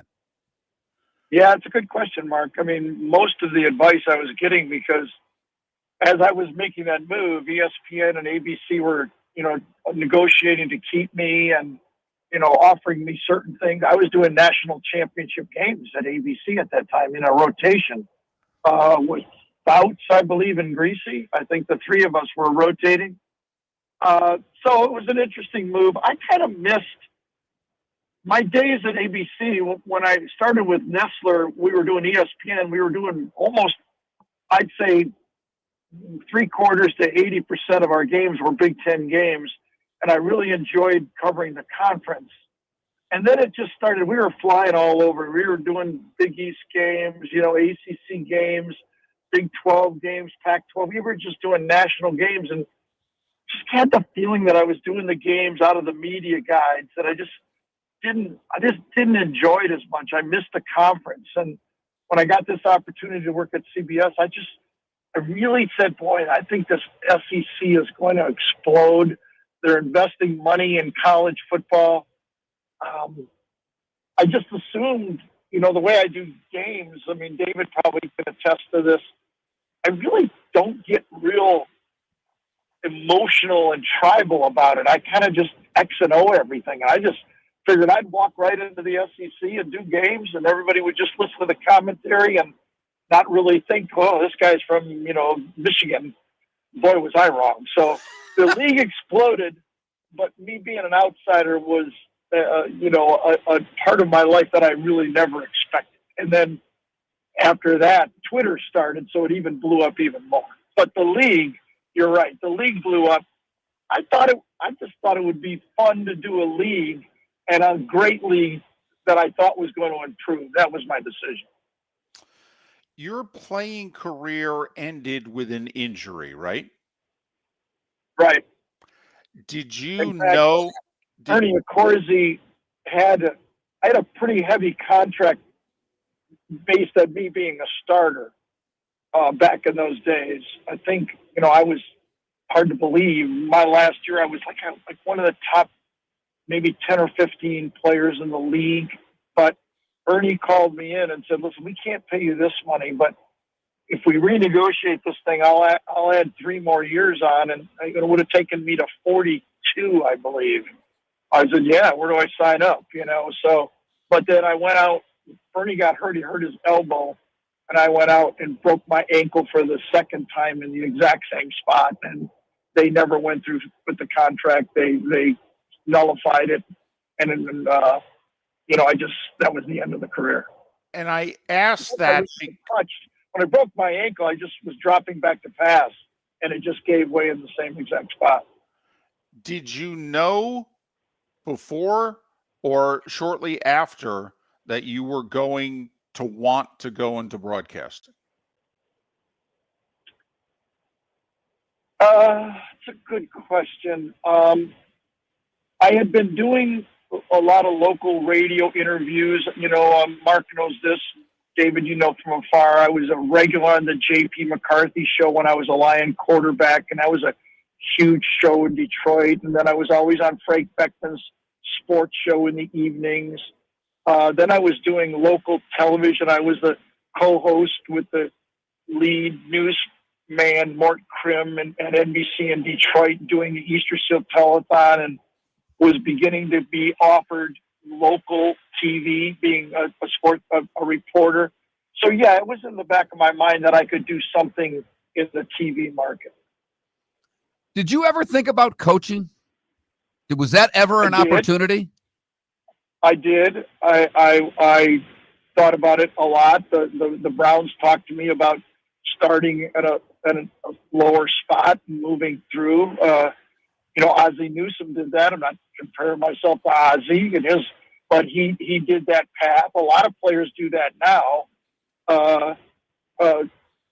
I interviewed for assistant coaching jobs as a quarterback coach and probably could have taken one, but I got a pretty strong family. At that point, I was really involved in the Detroit area. I had a nice place to live, member of a country club that I enjoyed, and I just felt like to do that right, I'd have to do those 7-8 stops, and my wife's father was a coach, and I knew the sacrifices he had to make with, to be raise a family and be a coach, and just didn't seem right for me at that point.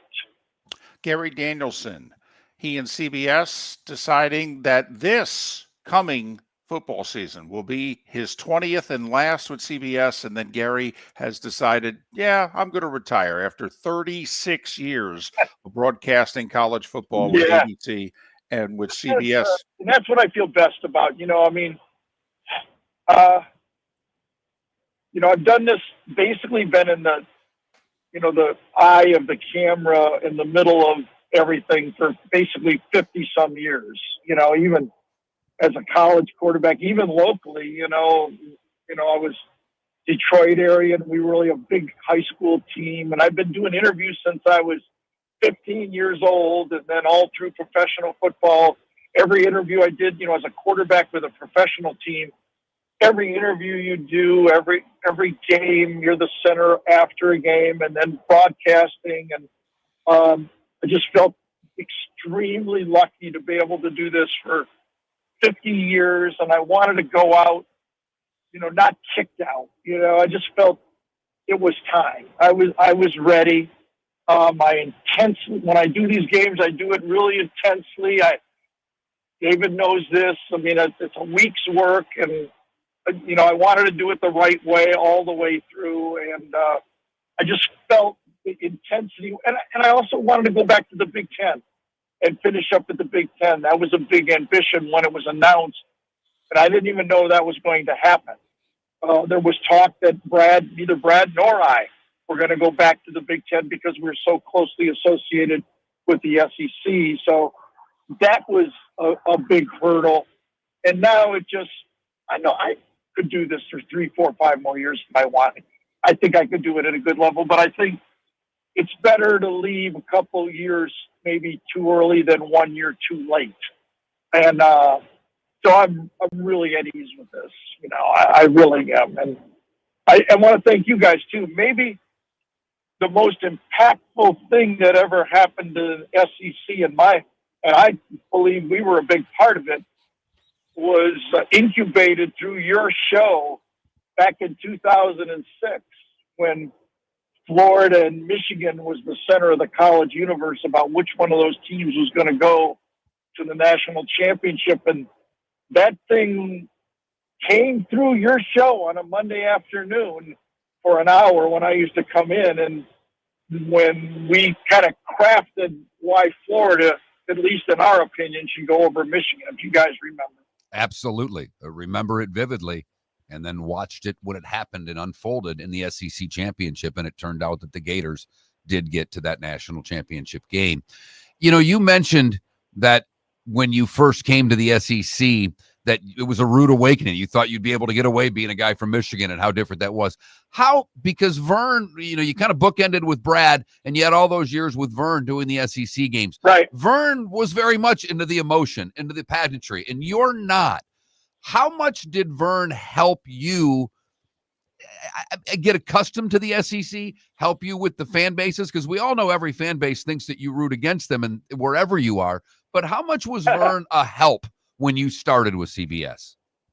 Yeah, I think Vern was the perfect guy for me to work with at that point. I had listened to as he and Todd had done the games through all those years.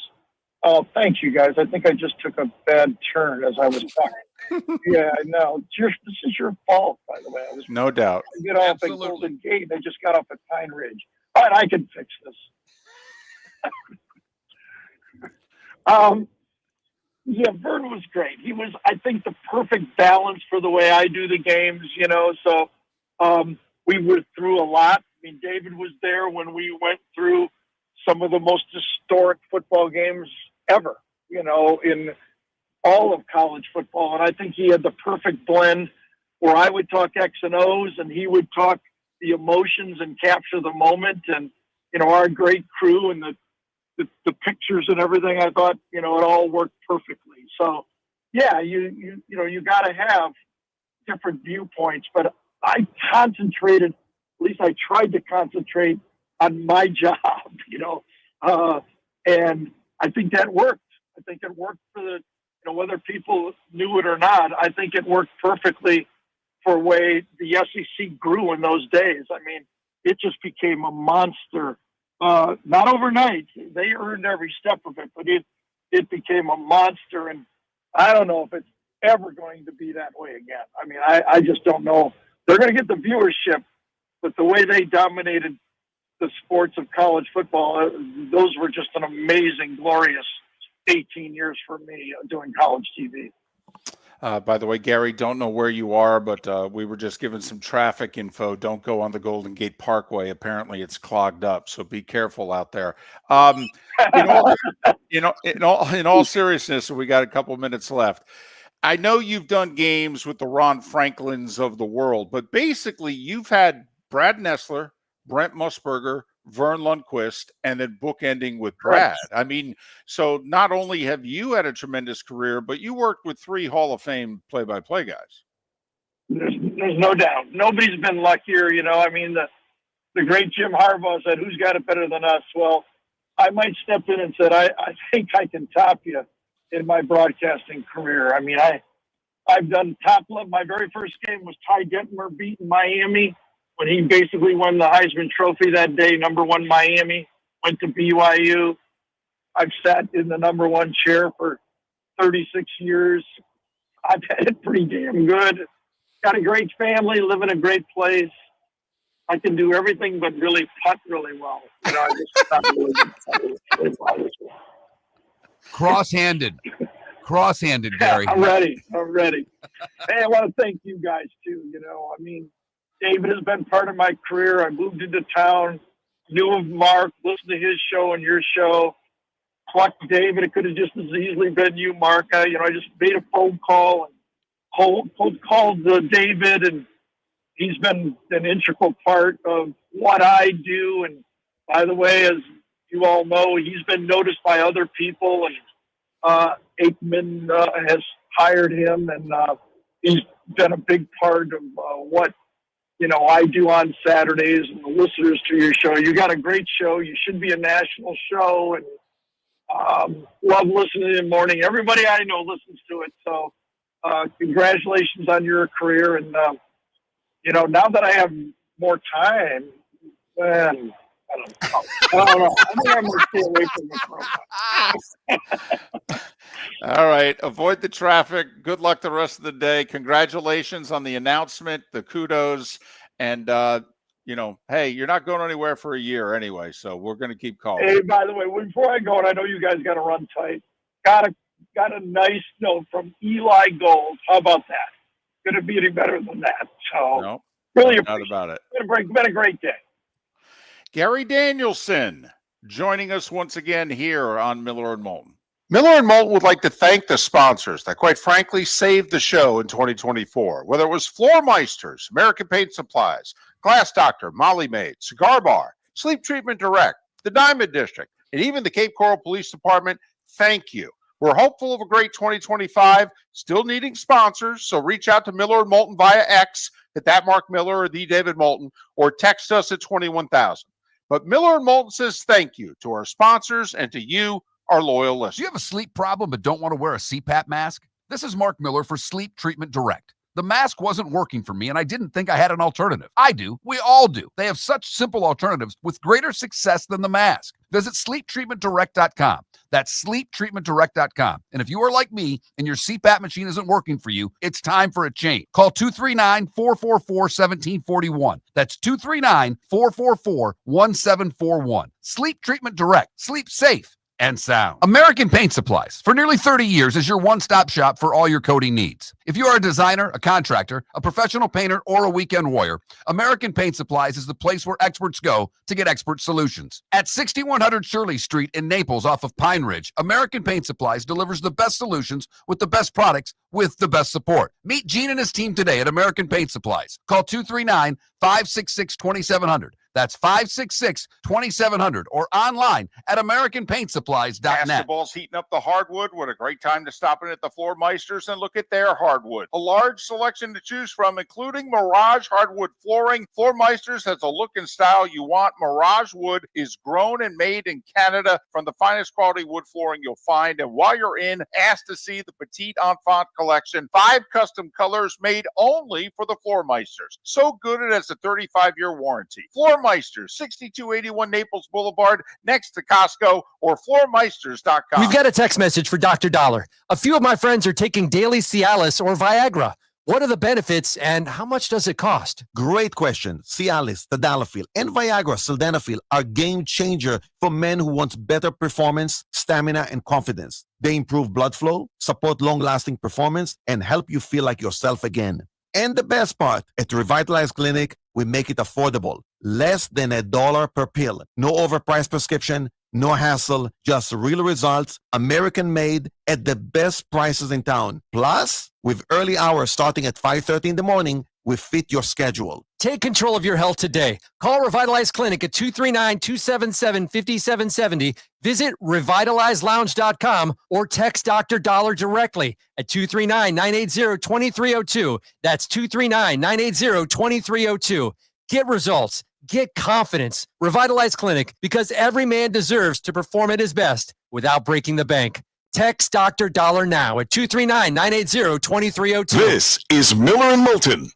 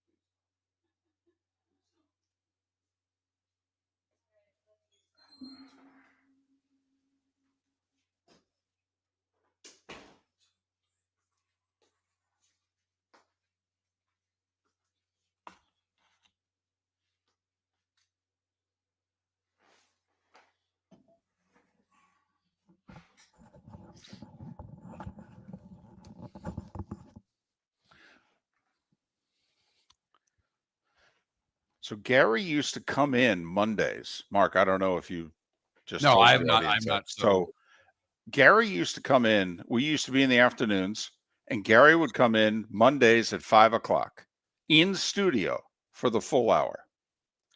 And he would have things. He would come in with a yellow notepad. He had things written down that he wanted to talk about. If by chance, we covered all that material, we took calls. It started before Mark and I teamed up, where Gary would do that in the 4:00 hour on Monday with me when I was solo in the afternoon. And, we thought it was an amazing segment to have on our little show.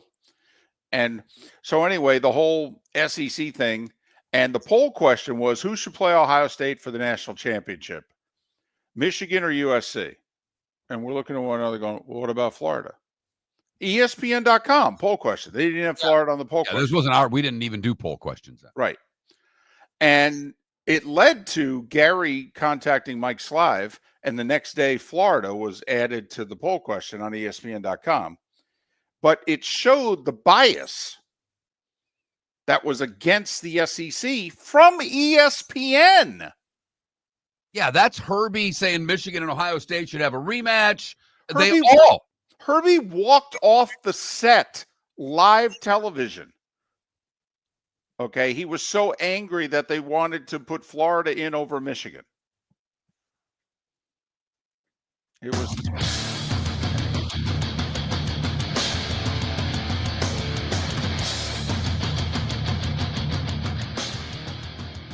You're listening to Miller and Moulton, coming at you from the Floor Meister Studios. Floor Meisters, keeping it real. And now, here's Mark Miller and David Moulton. Halfway home on this Thursday, at least in the 239 and the 904. It's the final hour of Miller and Moulton in Lake City, Live Oak and surrounding areas, in Port Charlotte, Venice and surrounding areas. Miller and Moulton, millerandmoulton.com, Miller_Moulton on X. Our poll question today, it's opening day of baseball.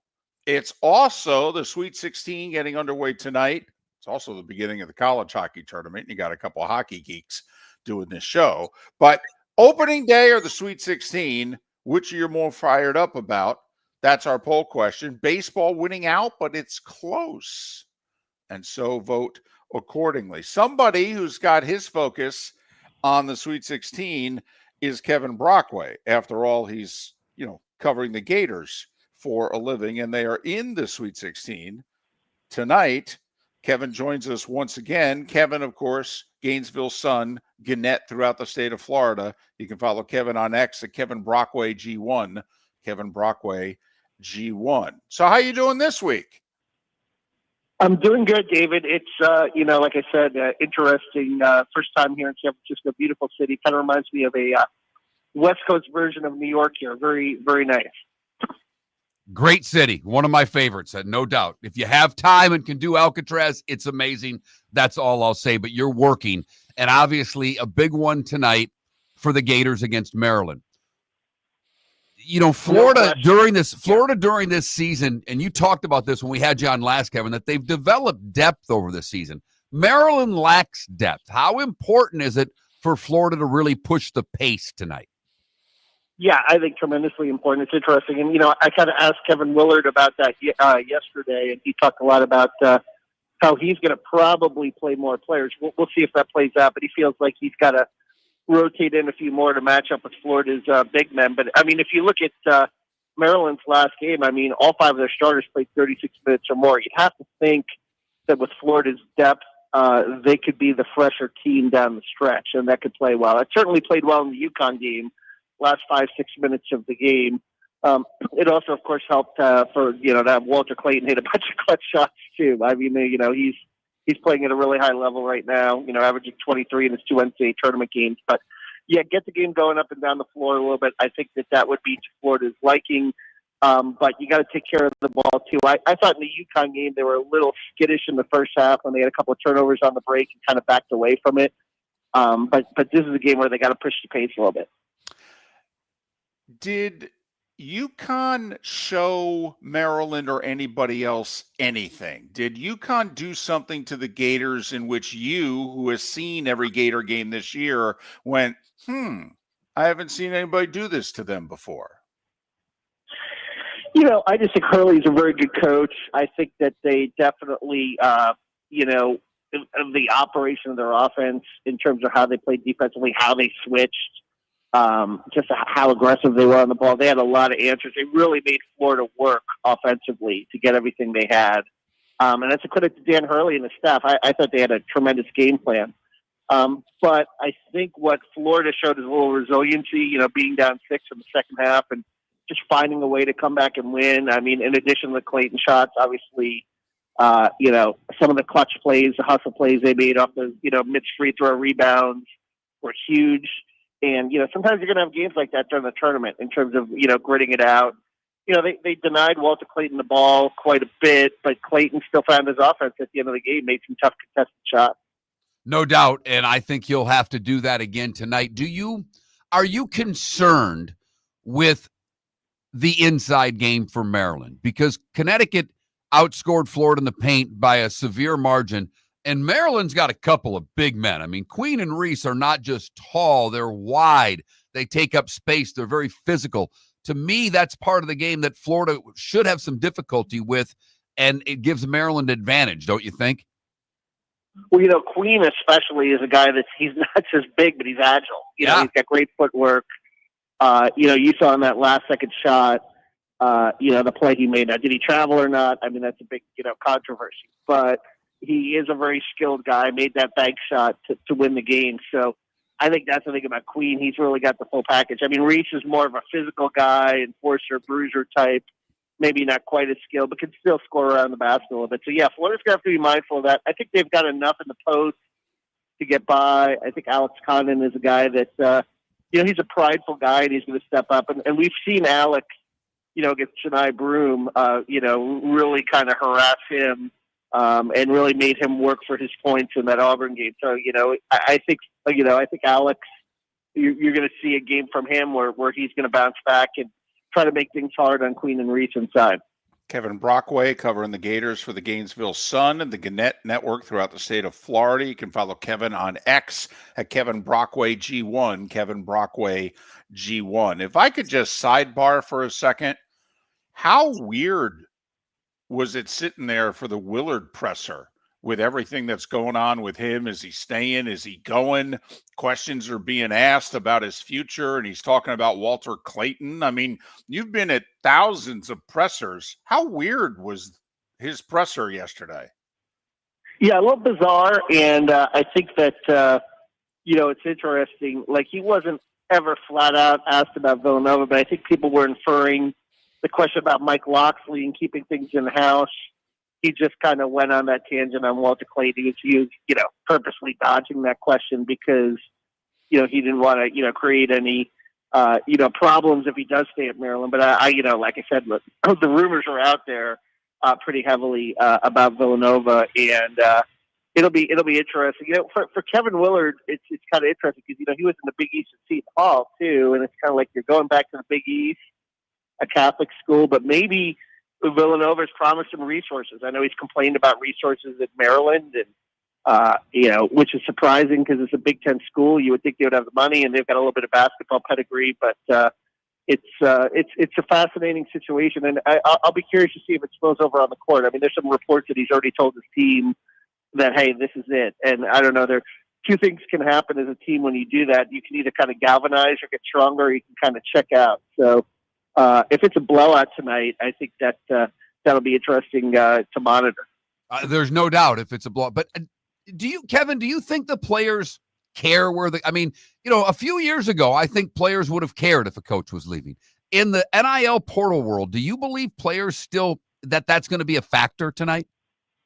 That's a good point because, it's such a transactional world now. Right. Yeah, maybe they don't. Maybe they all feel like, hey, we're year to year anyway, and we're kind of, mercenaries at this point with the way the system works.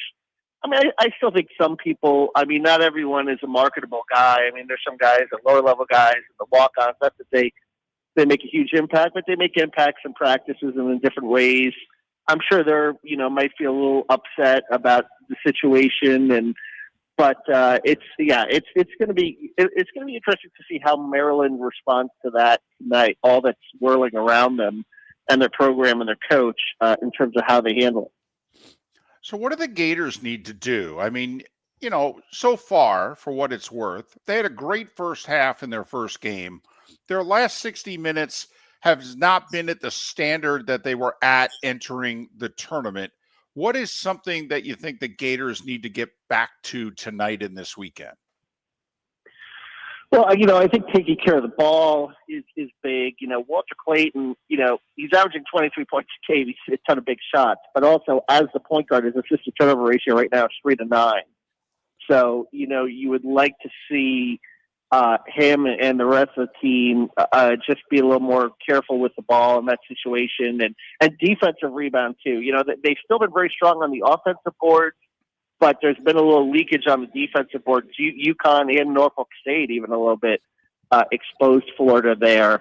So you'd like to get back to protecting, you don't want Maryland to get on the offensive board. Now Maryland, for as big as they are with the two guys up front, they've kind of struggled rebounding a little bit. Their guards haven't rebounded as well, for sure. So that's an area where Florida can't exploit it. If they can get a bigger margin, get some extra possessions. And I'm always a big fan of teams. I saw with Noah, Horford, and Brewer, you get second chance opportunities, but you also hold teams to one shot. I think that's, a huge factor throughout the course of a 40-minute basketball game. I agree with you 100%, Kevin. I think the rebounding in this game is going to be paramount because Maryland does have size, and if they can get some offensive boards and get a couple extra possessions, that's a big deal. But Florida, while we talk about Clayton and their ability to score and all of those things, They're a great defensive team. And to me, that's the other factor in this, Kevin. Florida has to bring their defense tonight and stifle Maryland early. If they do that, to me, I think they've got a huge advantage. And Florida has been great all year defensively. Yeah, they've been pretty strong, and certainly, you look back at that UConn game, that Will Richard play was a huge play as well, where he gets the poke out and it leads to the run out. And he's, Will is a guy, and Elijah Martin are guys that bring you that defense on the perimeter. I think handling Queen is, again, going to be a little bit of a challenge. And, they'll start out man-to-man, they'll switch, but I think they're going to throw some wrinkles, too, to just try to slow him down and really make him work for his points. Janai Broome, I believe in that Auburn game, may have gotten in the 20s, but he was 8 of 19 to do it. I think Florida, realistically, what you want to do is you want to make Queen, if he's going to score his points, take high volume of shots to do it. Any travel issues? You're out in San Francisco. The game's going to tip at around 4:30, 4:40 in the afternoon local time. Has Florida had any snafu this week? No, they got in on Tuesday, and, this has been a nice story for Todd because it's a homecoming for him. As you know, he coached at the University of San Francisco. A lot of reporters locally here had a lot of questions about that. They went to a dinner at Todd's favorite restaurant called Original Joe's, nice Italian place on Tuesday night. A really nice team bonding night.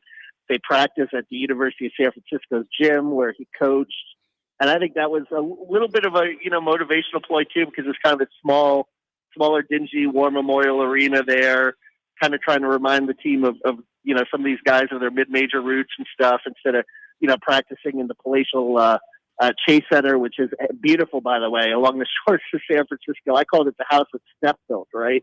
Because they were playing in that dingy arena across the bay in Oakland for so many years. But I thought that was interesting too. So Todd's trying different ways to just kind of, even though Florida's the one seed in their favor, to kind of, right, keep pushing the pedal to the metal here and letting their team know that, the job isn't done yet. Well, Kevin, thanks for getting up when you did to do this. We really appreciate it. Try to work in a nap if you can, and good luck to you and the Gators. And hopefully we can talk again when you're at the Final Four. Yeah, should be an interesting weekend, David. And thanks for calling. Kevin Brockway covers the Gators for the Gainesville Sun, and he's part of the Gannett Network for all the Florida papers. Follow Kevin on X at Kevin Brockway G1. Kevin Brockway, G1. Major League Baseball, our focus in 25 minutes. It is opening day, after all.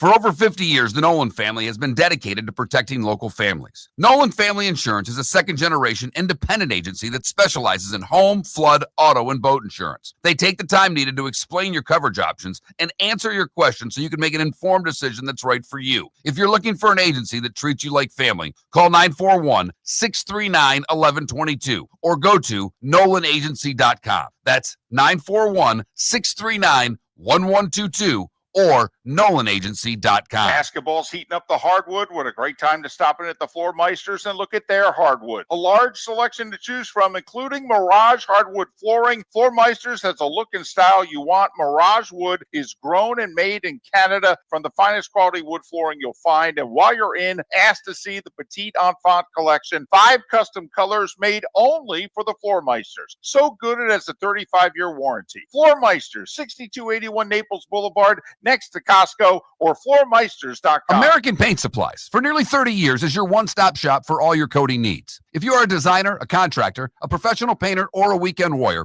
American Paint Supplies is the place where experts go to get expert solutions. At 6100 Shirley Street in Naples off of Pine Ridge, American Paint Supplies delivers the best solutions with the best products with the best support. Meet Gene and his team today at American Paint Supplies. Call 239-566-2700. That's 566-2700 or online at AmericanPaintSupplies.net. Whether you're chasing peak performance, reigniting intimacy, or simply want to feel your best, Game Day Men's Health creates customized game plans to optimize your health. Call 239-427-3441 for our Bonita Springs and Naples location to set up your free testosterone test and consultation. Mention Miller Moulton Radio Show for 10% off your service. Find your maximum self with Game Day Men's Health, Bonita Springs and Naples, Florida. Call 239-427-3441 today. This is Miller and Moulton.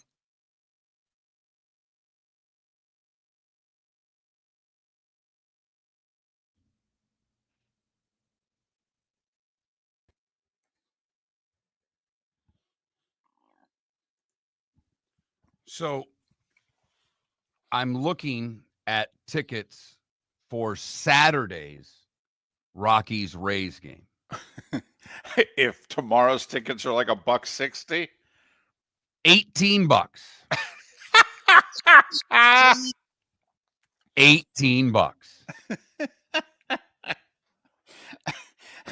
So are you saying that's when we're going? Absolutely. Now, you can get in for $72 for opening day. Right. That's the cheapest seat on StubHub. By the way, is that like, do they have outfield bleachers at? Yes. Okay. But tickets are like $72 is the cheapest seat. There's plenty of seats under $100 for that game. So, but I guess average ticket was $1.60.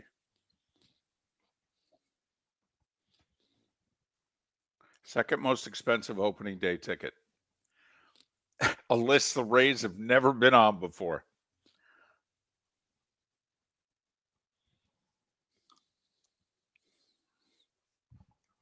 thank you for all the nice comments that you've made about us, the people that have jumped in and said that. Thank you very much. It's very much appreciated.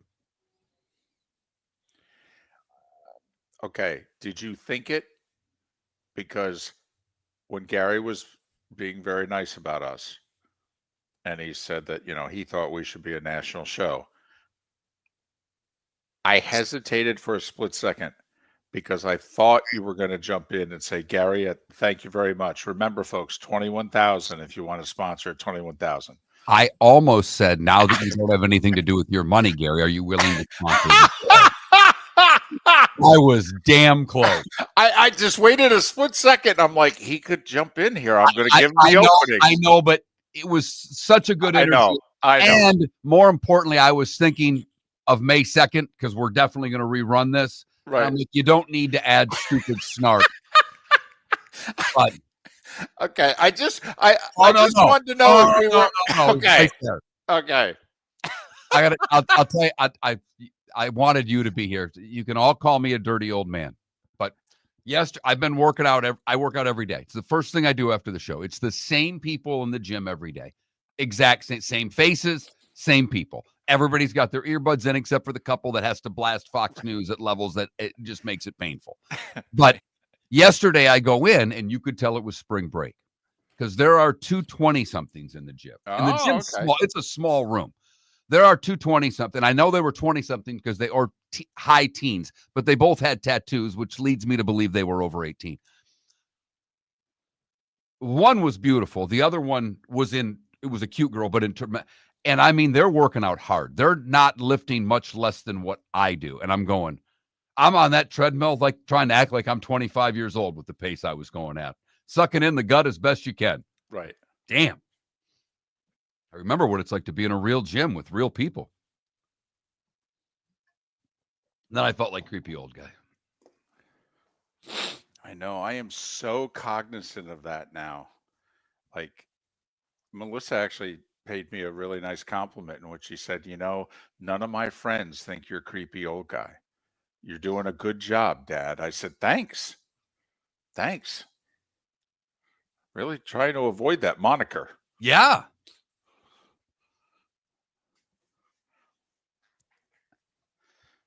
Well, first off, his beer is only sold in Texas and Oklahoma. That would be the major reason. That would be. I mean, it's why you don't even see it advertised on the 4-letter network. I got a little something here. It's maybe a few days dated, but I want to question you on this story. Oh, okay. Because I was going to go back to Danielson and. Okay, then I can do this at 9:10. It's Okay. fine by me. Okay. I just wanted to go to the Connecticut SID Charlotte Reporter and how you would have handled having your life ruined by the SID. You know, that film that got out and the SID apparently went off. Right. Welcome back to Miller and Moulton. Text the guys what's in your mind at 21,000. That's 21000. And now, here's David Moulton. 21 minutes past the hour. We've just talked to Gary Danielson and Kevin Brockway back to back on the American Paint Supplies Hotline, your one-stop shop for all your coating needs. David Laurila, who covers Major League Baseball for a living. It is opening day today for 28 of the 30 teams.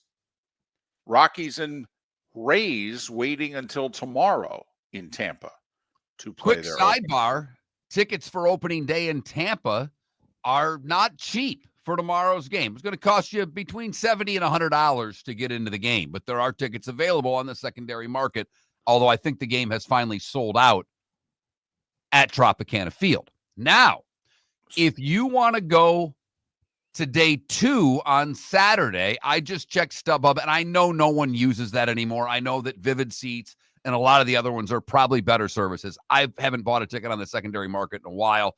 It's the only app I have on my phone. $18. $18 to get into game 2. Good seats. $18. Steinbrenner Field, 11,000 capacity, $18 for Saturday. Right. It's what we've talked about for years. Standing room only opening day, 6,000 show up for many a team day 2. So if it's okay, I'd like to talk about us and our history with Gary for a little bit, because as he said, we have a broader audience than we had, and there are people, maybe he referenced a few things and you may not be familiar with what it is he referenced.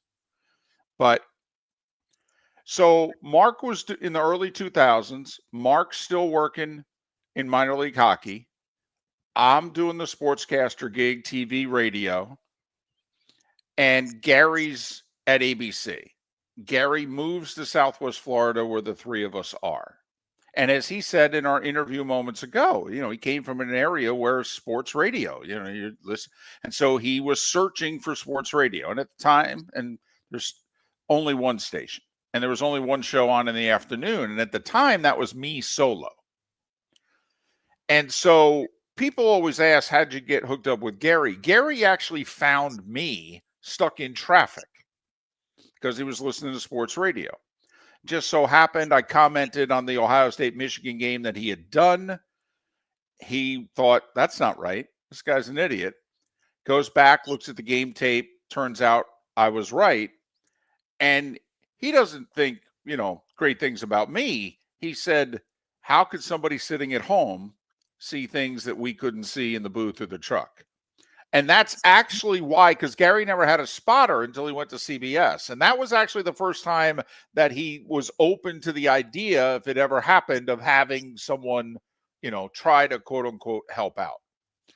But as Gary referenced, when Mark and I teamed up in July of 2006, Gary and I had been doing an hour every Monday on my quote unquote show.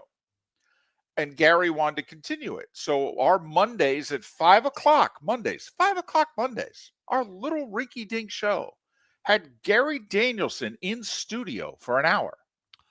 And the other part of this, and this is why Gary's so great, CBS was not all that pleased that Gary Danielson was coming on the Miller and Moulton show. At all. At all. And Gary basically said, I don't care. He's my guy. I've been going on his show for the last couple of years. I can't cut him off. Part of their problem was we were on an ESPN affiliate. And CBS and ESPN didn't like each other at all at this time. At that time, right. But what was interesting was that over time, we would say to Gary, why are you doing this? It's great for us, but why are you doing this? And he said, well, 2 reasons. One, I want to hear from your audience, because where we live is pretty much a national show. Everybody's from all over the country.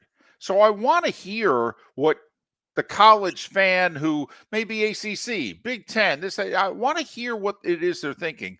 But also, Gary had a list of things, and he would want to almost trial ballooned some of his thoughts with us first.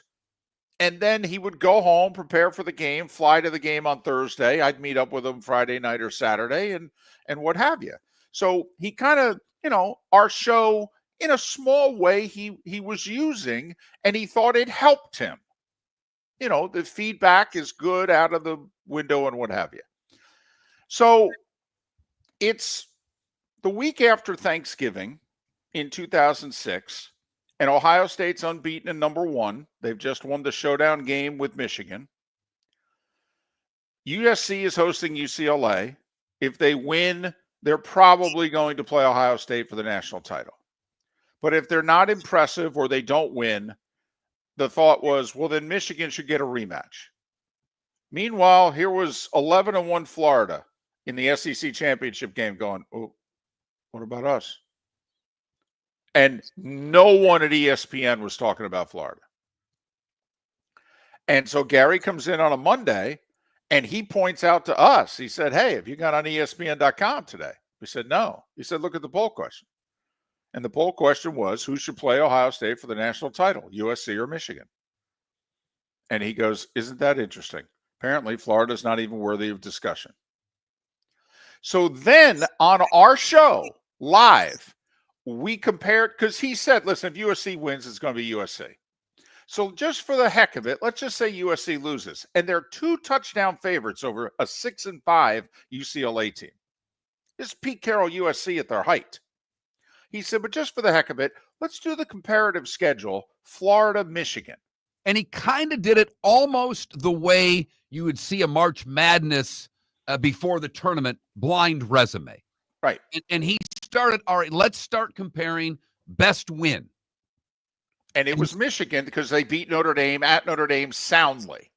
And so he said, hey, it's probably the best non-conference win of the year. And he literally said, let's give them 2 check marks for that. Okay. And then we went through the rest of the schedule. And Florida had more checks than Michigan at the end, we thought. And so Gary's like, so a 12-1 conference champion with what we think is a better overall schedule is not going to get the nod over an 11-1 non-conference champion who already had their shot and lost. Well, it's one thing to say it between 5 and 6 o'clock on a Monday on Miller and Moulton on, what are we, a 5,000 watt AM at that point in time? Right. And it's another thing in which you decide to take that to Atlanta, make it into a matchup graphic, and do it at halftime in the second quarter. Do it in the second quarter of the SEC championship game. When USC loses before the third quarter starts, you're bringing that graphic back out late third, early fourth quarter. Nationally, the whole country's watching this game, and you're making the case for Florida over Michigan. Now, Gary's born and raised in Michigan, went to a Big Ten school. Right. And as he starts expressing this narrative, the country starts changing their opinion on who should play Ohio State. And the ESPN main folks were angry. I mean, Fowler, Herbstreit, and Desmond, obviously. Okay, but Herbstreit, I mean, somebody mentioned Gary's name when they're and Herbstreit said on air, don't mention his name. Okay, he's an idiot.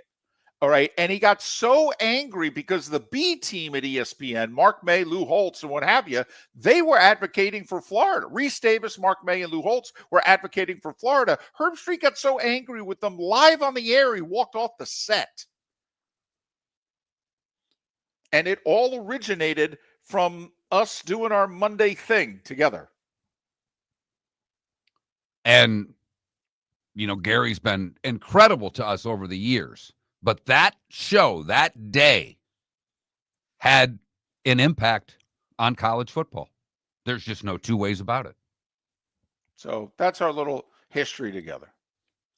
And he's been foolish enough to come on our show now for 19 more years. Yeah, amazing. And I think he's agreed to keep coming on in 2025.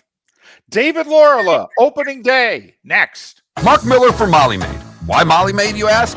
Trust. Moulton was a customer for 15 years. Affordability. Didn't I just say Moulton was a customer for 15 years? Worry-free services. Our professional house cleaners are fully insured and a 24-hour warranty. Call Molly Maids today at 239-774-5839. That's 239-774-5839 or online at mollymaid.com/FTMYERS. That's mollymaid.com/FTMYERS. Sleep problem but don't want to wear a CPAP mask? This is Mark Miller for Sleep Treatment Direct. The mask wasn't working for me, and I didn't think I had an alternative. I do. We all do. They have such simple alternatives with greater success than the mask. Visit sleeptreatmentdirect.com.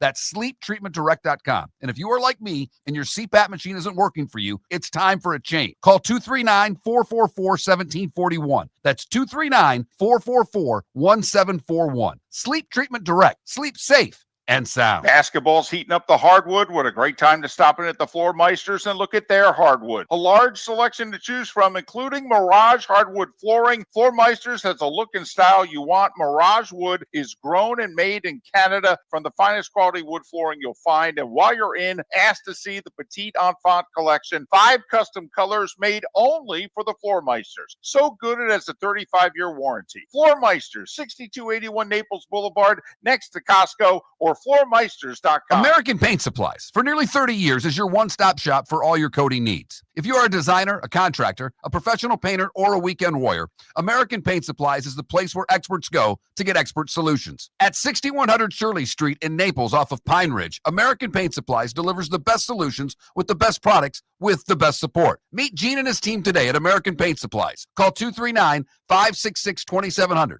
That's 566-2700 or online at AmericanPaintSupplies.net. This is Miller and Moulton.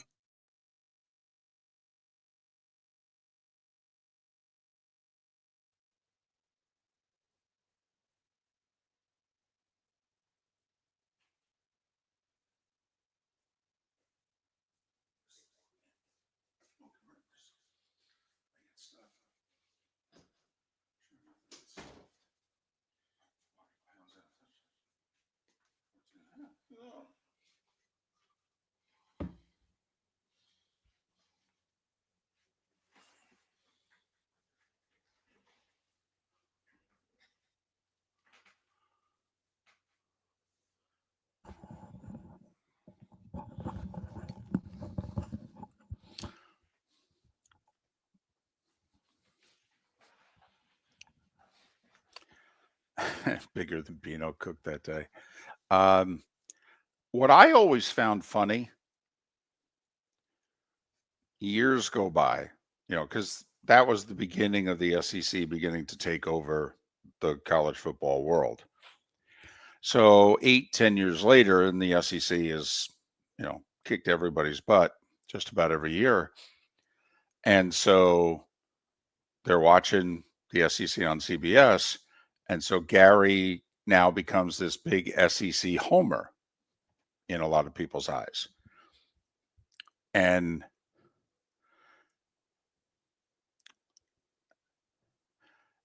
I was surprised that, and first off, he played at a Big Ten school. He grew up in Michigan. And if you knew Gary, Gary doesn't care. He doesn't care who wins at all. Irish football, very quickly. I've told the story before. So Gary used that incident in traffic. He was playing golf with somebody, Frank, and somehow, some way, Sports Talk came up in the show, and Frank had emailed me regularly. And Gary said to Frank, hey, how can I get a hold of him? And so through Frank, who sent me an email and said, hey, would you like to have Gary Danielson on your show? And I said, Frank, why would I want to have the lead college football analyst for ABC on our little show? Come on. Why would I want that? So Gary invited himself on the show. We did that for 2 years. Then Gary leaves ABC, goes to CBS. CBS has a spotter position. Gary doesn't want one. They say, Gary, if we get rid of it, we'll never get it back. Okay, why don't you just use our spotter? Because they had a guy, Matt, who had been with Blackledge. and he didn't follow Blackledge. He was with CBS. He was going to stay with CBS. And so they're like, well, just use Matt. And Gary said, I can't use anybody I don't know. I don't trust them. I can't do that. And so Gary said, I got a guy, let me give him a shot. And I was given a 1-game audition. Week 1. Florida, Tennessee, Knoxville, prime time. He said, let's give it a shot, see how it goes. Okay, I can do that. There you go. But usually the broadcasters pick the spotters because it's a very individual thing.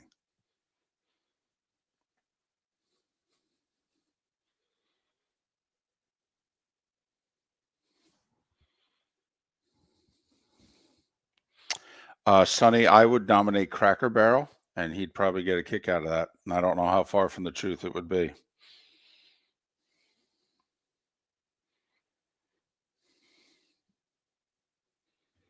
David is on. He is home. He will not be at an opening day today for what it's worth. Okay. My favorite thing about Gary and David are working together. They're developing a freshman friendship. And Gary and I are very friendly. I'm not saying anything different, but David and Gary are good friends. We're friendly. But when Gary would be in the studio, because Gary and I are both from Michigan, he would just look at me like, Mark, you know what I mean, right? Always. All the time. And it would Always. just, like, he'd look, David, you're an idiot. Mark, you know what I'm talking about. Yeah. Always. Turn to Mark and go, you understand, right? Welcome back to Miller and Moulton. Text the guys what's in your mind at 21,000. That's 21000. And now, here's David Moulton. 22 minutes till the bonus hour of Miller and Moulton on this final Thursday of March, a special day. You got the Sweet 16 getting underway tonight. A couple hockey geeks host this show. The college hockey tournament gets underway today and tonight. But, of course, it is opening day of Major League Baseball. And that's why David Laurila of Fangraphs and Fangraphs.com is kind enough to join us on the American Paint Supplies Hotline, your one-stop shop for all your coating needs. Follow David on X at David Laurila, LaurilaQA. David Laurila, QA. David, it's David and Mark. Good morning. How are you? Hey, guys. I couldn't be better. It is opening day. You know, life begins on opening day, I believe is the line, right? Absolutely. And as we head into this season, there are so many, the Dodgers, are they going to be a dynasty? Soto with the Mets, the AL East that looks to be scrambled to start the season. What's the storyline you're most interested in heading into the 2025 season? Well, that's a good question. I can say that the Fangraph staff predictions just went up maybe half an hour ago. So maybe, there's some storylines in there, what a lot of our writers think. And what surprised me, what didn't surprise me is the Dodgers get all the love, right? I mean, how do you not predict the Dodgers to be, the best team in the NL, the World Series favorite? I live in Boston, and the Red Sox here got a ton of love from our writers. They are the American League favorite right now. So I think maybe that is a good storyline. A great franchise that it hasn't been good the last few years is suddenly now apparently good, right? Yes, and they've also had a good March in that a lot of injuries to the Jays, Rays, and Orioles and Yankees, seemingly. So while Boston, for the most part, knock on wood, has stayed healthy, especially with their pitching. But, David, here's what we're struggling to pin down at the start of the year. We were on the Diamondbacks 2 years ago. We thought they were a good team in disguise. We turned out to be right. We thought the Reds were going to be that team last year. We missed. But the Royals and Tigers were the teams that jumped up. Who is the team or teams that jump out this year, that go from below 500 to the playoffs that maybe we don't see coming? Oh, boy. Now, That is a really good question. You know, when you're talking, you know, from under 500, I mean, were the Reds under 500 last year, I think, right? They were, yes. were. Yeah, I mean, the Reds to me, because I like the Reds a lot going into last season, and of course they got decimated by injuries. Right. And real quick on what you just said on the injuries in the AL East, the Red Sox actually have a few starters who are going to be slow out of the gate this year because of injuries. So, you know, they've been hit a little too. But no, I mean, you know, I guess the Reds, I like the Reds. In our staff predictions at Fangraphs, the Cubs are the ones who got all the love in the NL Central. And I don't know that I buy that. I know that they've added a lot. But maybe they're going to be the team that, you know, sneaks up on people this year. It's just, you know, baseball is so hard to predict. People always want predictions. I really believe in the adage that you can't predict baseball because outside of juggernauts like the Dodgers, you really never know what's going to happen, especially with pitching injuries that always seem to creep up in baseball. No doubt, and it's an epidemic in the sport. When, you know, Oakland's a team, or not Oakland, the Athletics, I apologize. The Athletics are a team that had a great second half last year. No one's really talking about, but there are many that think that they could hover around 500. Tampa is always a franchise that seems to exceed expectations. How worried should Major League Baseball be that they may have a playoff game in a minor league stadium? Wow. You know, I don't think those teams are going to make the postseason, but you're right about Tampa. They always, except for last year, when they finally slid back, you know, they're always sneaky good. But yeah, MLB should not be happy with that. I think that they kind of dropped the ball in allowing this to happen. Yeah, it shouldn't. I was at Steinbrenner Field in spring training for a few games, and I'm thinking about, you know, hey, how is the ball going to play here? What is it going to be like to be playing outdoors in, you know, with the 6 p.m. thunderstorms in Tampa disrupting things? Yeah, it could be a mess. So, yeah, I don't know what to whole think of this outside of the fact that it shouldn't have happened. David Laurila writes for Fangraphs, fangraphs.com. Follow him on X at David Laurila QA, David Laurila QA. Well, curious what the Fangraphs folks, how they look at the AL Central, because, and I don't know if you pay attention to this, but Vegas has the top 4 teams in the AL Central all within 3 games of one another in terms of what their projected win total is. And there wasn't much more, you know, separation than that between the 4 teams last year. So very curious what you personally and what Fangraphs says is going to happen in the AL Central. Well, as far as the projected standings, you know, that algorithm tends to be a little bit conservative as far as bunching teams up. You probably know. I can say, and I can call this up right now, it looks like in our staff predictions, the Tigers got the most votes to win, including mine. The Twins second, which surprises me in that. Yes. That if perfectly healthy, the Twins, are they the best team in that division? Quite possibly, but when are the Twins ever healthy? Right. It's an epidemic of injuries to their best players. No doubt. No doubt. You know, and then the Royals third. The Royals last year were a very fortunate team in that their starting pitching was very good, but their starting pitchers, they didn't miss games. They had their whole staff the entire year for the most part, and that really doesn't happen. You know, can they replicate that this year, especially with a few of their older pitchers? You know, possibly not. And then the Guardians, of course, are always good. They got very little love from us, and the Chicago White Sox, oh man, yeah, they didn't get any love, but you know, they probably deserve a little bit of maybe pity is too strong of a word, but it has to be tough to be a White Sox fan just now. There's no doubt. You know, I was really impressed because as we go into spring training, and really, you know, it happens every year where jobs aren't really fought for anymore. We already know who's going to make a team, but yet Boston brings up a couple of guys right at the beginning. The Pirates got Chandler. The Tigers got a pitcher. Give us a couple of rookies that you're excited about watching, because it certainly seems, instead of waiting so you get that extra year and bringing them up in a month, a lot of teams have already brought up some top prospects to start the year, and to me, that's exciting. No, it is exciting. I'm a big prospect guy.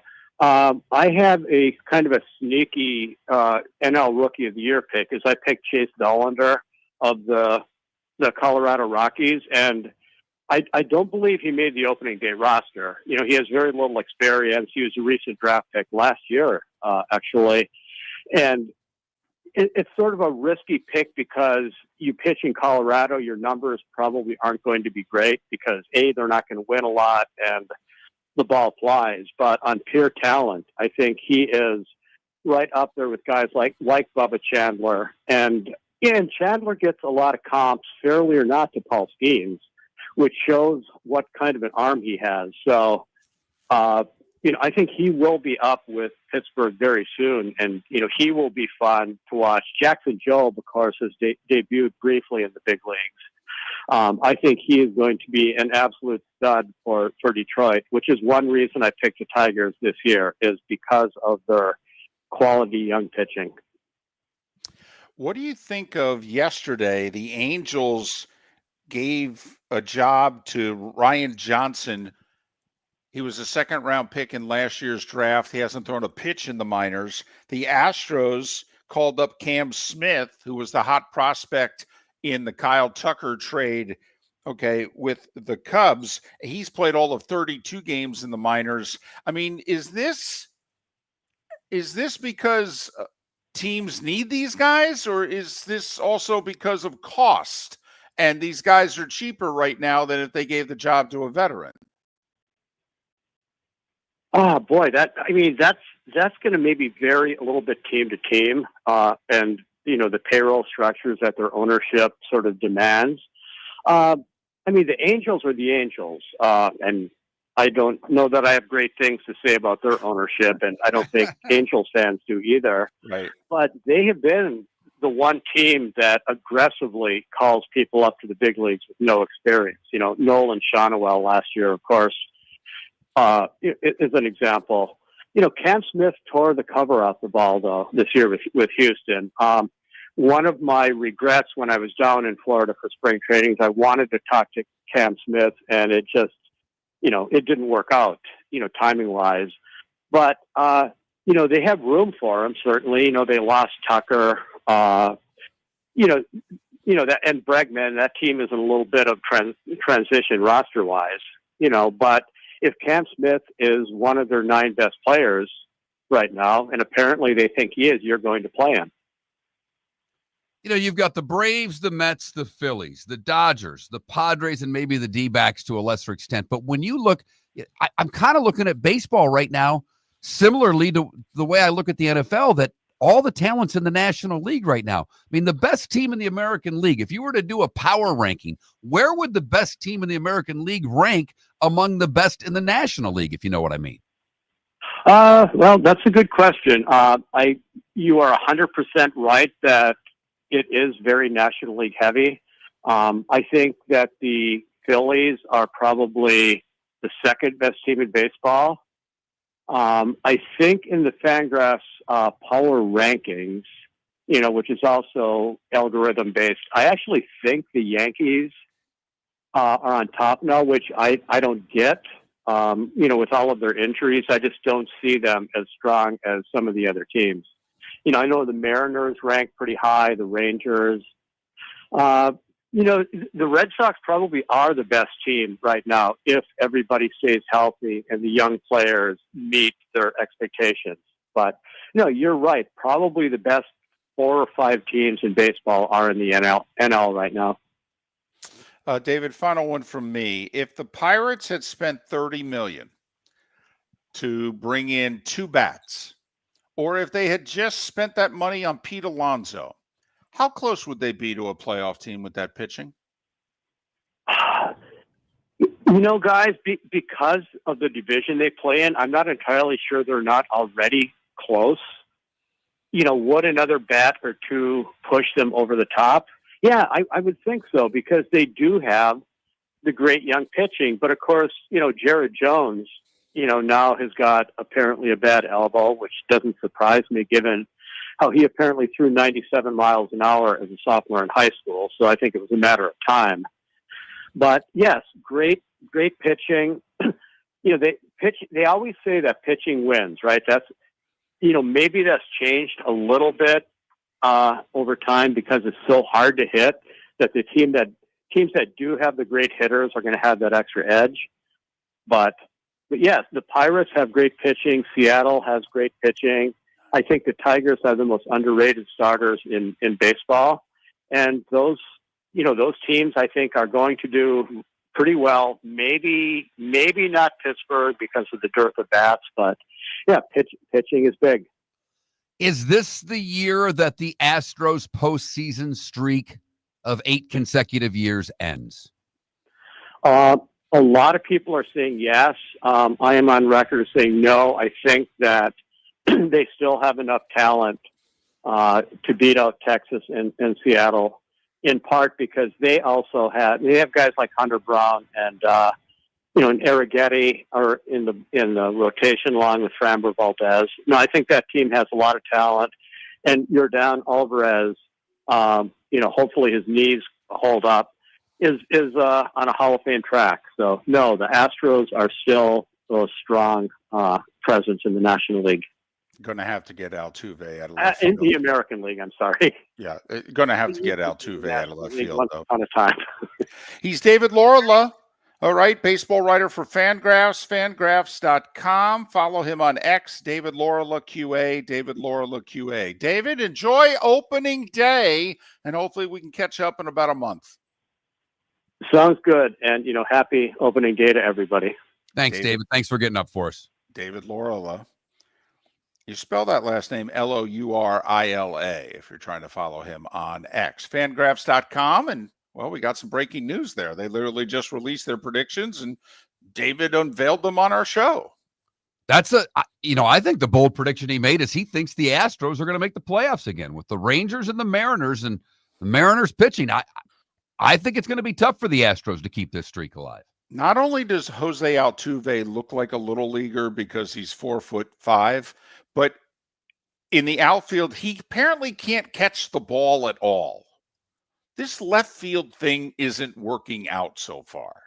American Paint Supplies, for nearly 30 years, is your one-stop shop for all your coating needs. If you are a designer, a contractor, a professional painter, or a weekend warrior, American Paint Supplies is the place where experts go to get expert solutions. At 6100 Shirley Street in Naples off of Pine Ridge, American Paint Supplies delivers the best solutions with the best products with the best support. Meet Gene and his team today at American Paint Supplies. Call 239-566-2700. That's 566-2700 or online at AmericanPaintSupplies.net. Basketball's heating up the hardwood. What a great time to stop in at the Floor Meisters and look at their hardwood. A large selection to choose from, including Mirage hardwood flooring. Floor Meisters has a look and style you want. Mirage wood is grown and made in Canada from the finest quality wood flooring you'll find. And while you're in, ask to see the Petite Enfant collection. 5 custom colors made only for the Floor Meisters. So good it has a 35-year warranty. Floor Meisters, 6281 Naples Boulevard, next to Costco, or floormeisters.com. Mark Miller for Molly Maid. Why Molly Maid, you ask? Trust. Moulton was a customer for 15 years. Affordability. Didn't I just say Moulton was a customer for 15 years? Worry-free services. Our professional house cleaners are fully insured and a 24-hour warranty. Call Molly Maids today at 239-774-5839. That's 239-774-5839 or online at mollymaid.com/FTMYERS. That's mollymaid.com/FTMYERS.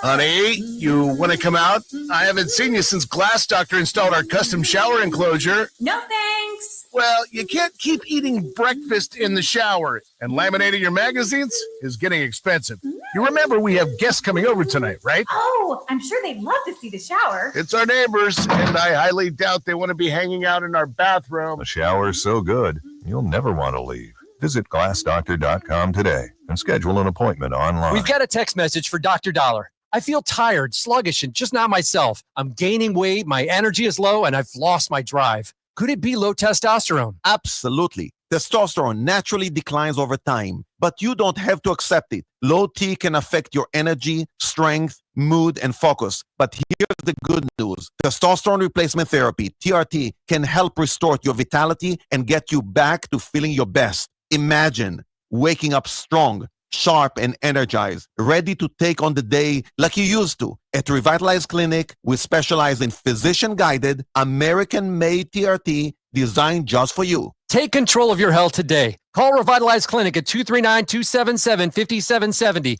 Visit revitalizelounge.com or text Dr. Dollar directly at 239-980-2302. Feel like yourself again. Testosterone replacement therapy, because your best years are behind you. They're just getting started. Text Dr. Dollar now at 239-980-2302. This is Miller and Moulton.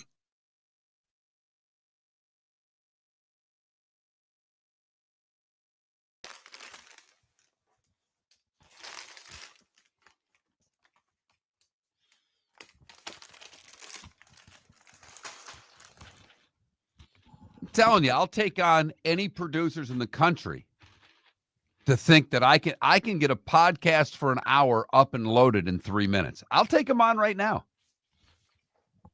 Bring it. You sound like Ali. I'd turn out the light, get in the bed before the room gets dark. Two things I saw in the Twitch chat room. I hate to speak on Gary's behalf in terms of like favorite game. I know he didn't have every year our schedule would come out and he'd go, but the other thing he told me early on was he said when we were at ABC, we'd feel good if we got a good game a month. He goes, here, the season will end and we'll like struggle to find a bad game. Like, did we have a bad game? Our first 2 years especially. I remember like late in year 2, he turned to me in 2007 and he said, this isn't normal. I'm just telling you. I did 16 years. I think I've had more good games here in a year and a half than we had in 16 years.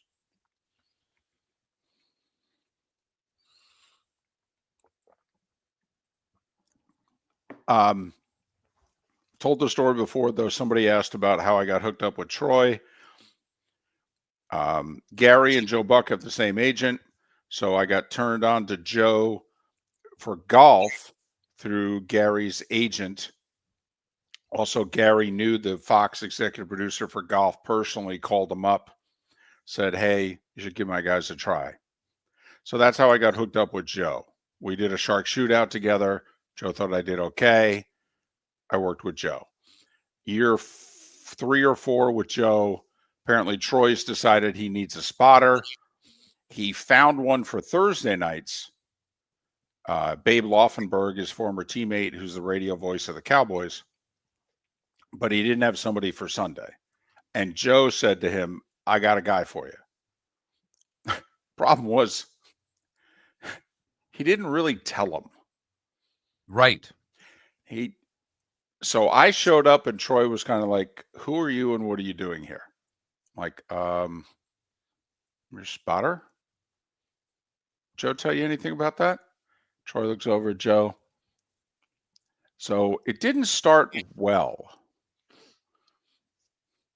And he called you Mark the entire first game. Second game.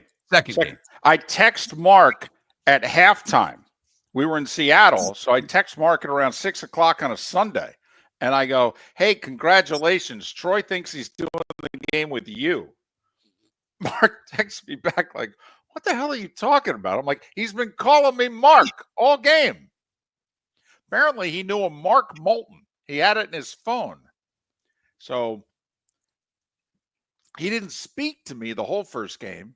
Then 2 weeks later, I'm doing this game, which I was shocked that they called and brought me back. And he called me Mark. We're walking to the car afterwards, and he says, hey, Mark, send me your stuff so I can Venmo you. Joe looks at me, and I go, so Joe's texting me for the next 3 days. Hey, Mark, Marky Mark. The That's when I started calling him Joey.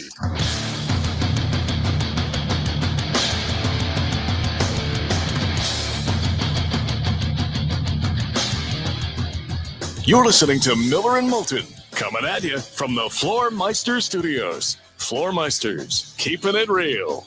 And now, here's Mark Miller and David Moulton. It's the bonus hour on this final Thursday of March. Opening day in baseball. The Sweet 16 tonight.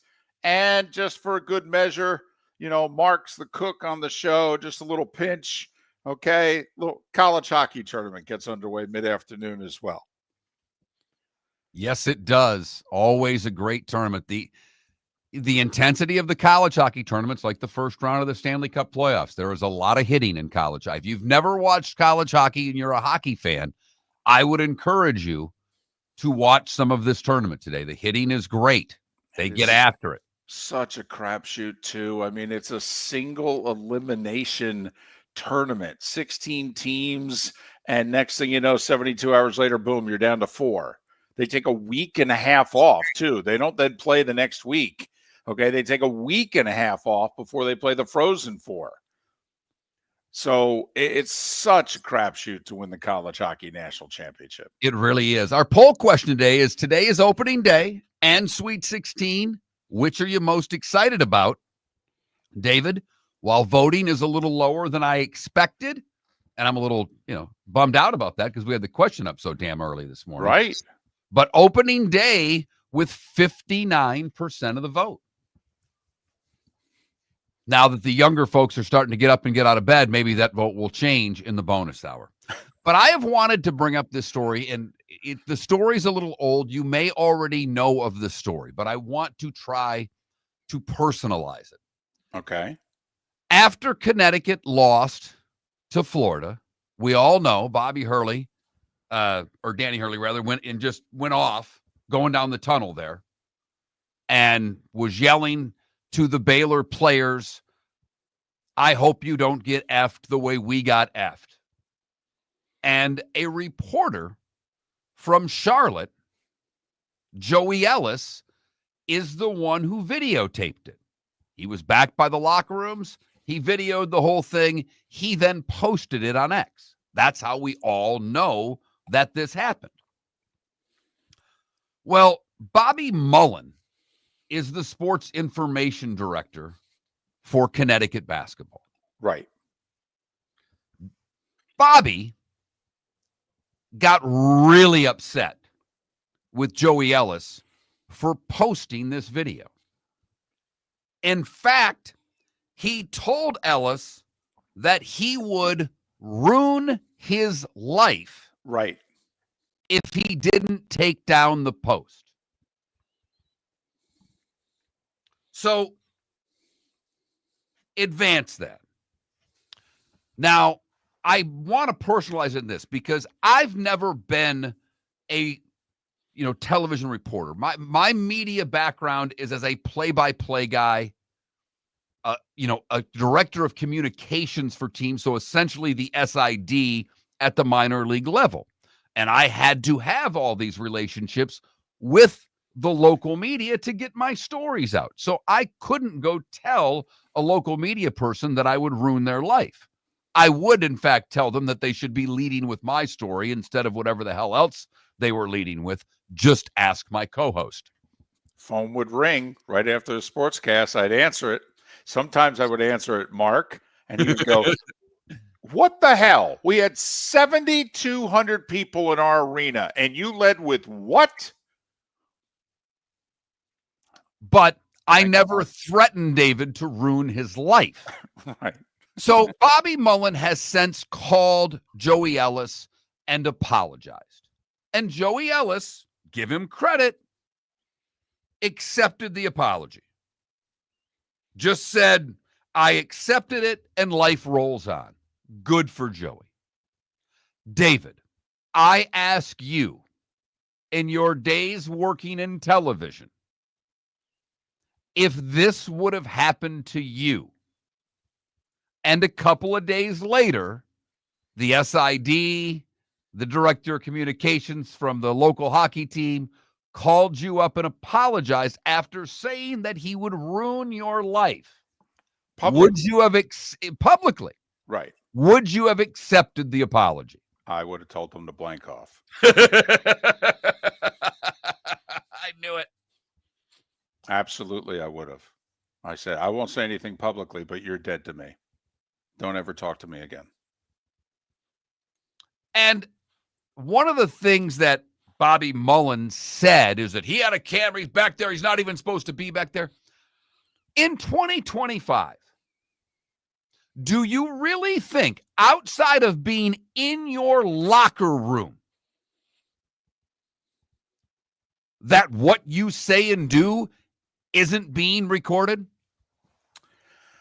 Well, you shouldn't assume that there's any safe area. I have to admit, when I saw the incident, even though it wasn't a confrontation with anyone else, but it was just Hurley kind of, he was blowing off steam. He walks past the Baylor players who are waiting, 10 more seconds before they run onto the floor for their warm-ups for their second round game. And he made the comment that he said, in which he said, hope you don't get effed the way we got effed. Good luck, Baylor. Hope you don't get effed. And David, that's what he said. That's not how he said it. I know. Screaming it. Yeah. No, he was screaming it. Well, because the band was playing and the arena was loud. And yes, he did. I have to admit, I did wonder, is that an authorized place where you're allowed to be videotaping? Because I got to be honest, Mark, I thought the only people who were allowed to videotape there were CBS and Turner. Like, there are certain places, you're allowed to be with your cameras. And basically it's the press conference room and then the locker room. And I don't know. Was that unauthorized video? And that's why the UConn SAD got so bent out of shape. He's like, you're not allowed to be filming that at that time there. If he said that in the press conference room, if he said that in the locker room, that's a different story. So I did think that. I'm like, are you allowed to have your camera rolling when they're walking off the floor? Like when Weber called the timeout. Okay. And we've all seen the video. He's got the towel over his head. And then he says, even though he's under the towel, get that camera away from me. Get that camera away from me or there's going to be problems. And, that was 1993.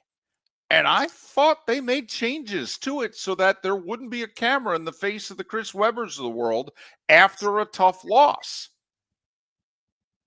So that's my only question was that video allowed? Legal, if you will. Yes. And if it was, and he took it on his cell phone. So the huge difference between 93 and 2025, where we're all walking around with an HD camera in our pocket. Right. There's a vast difference. And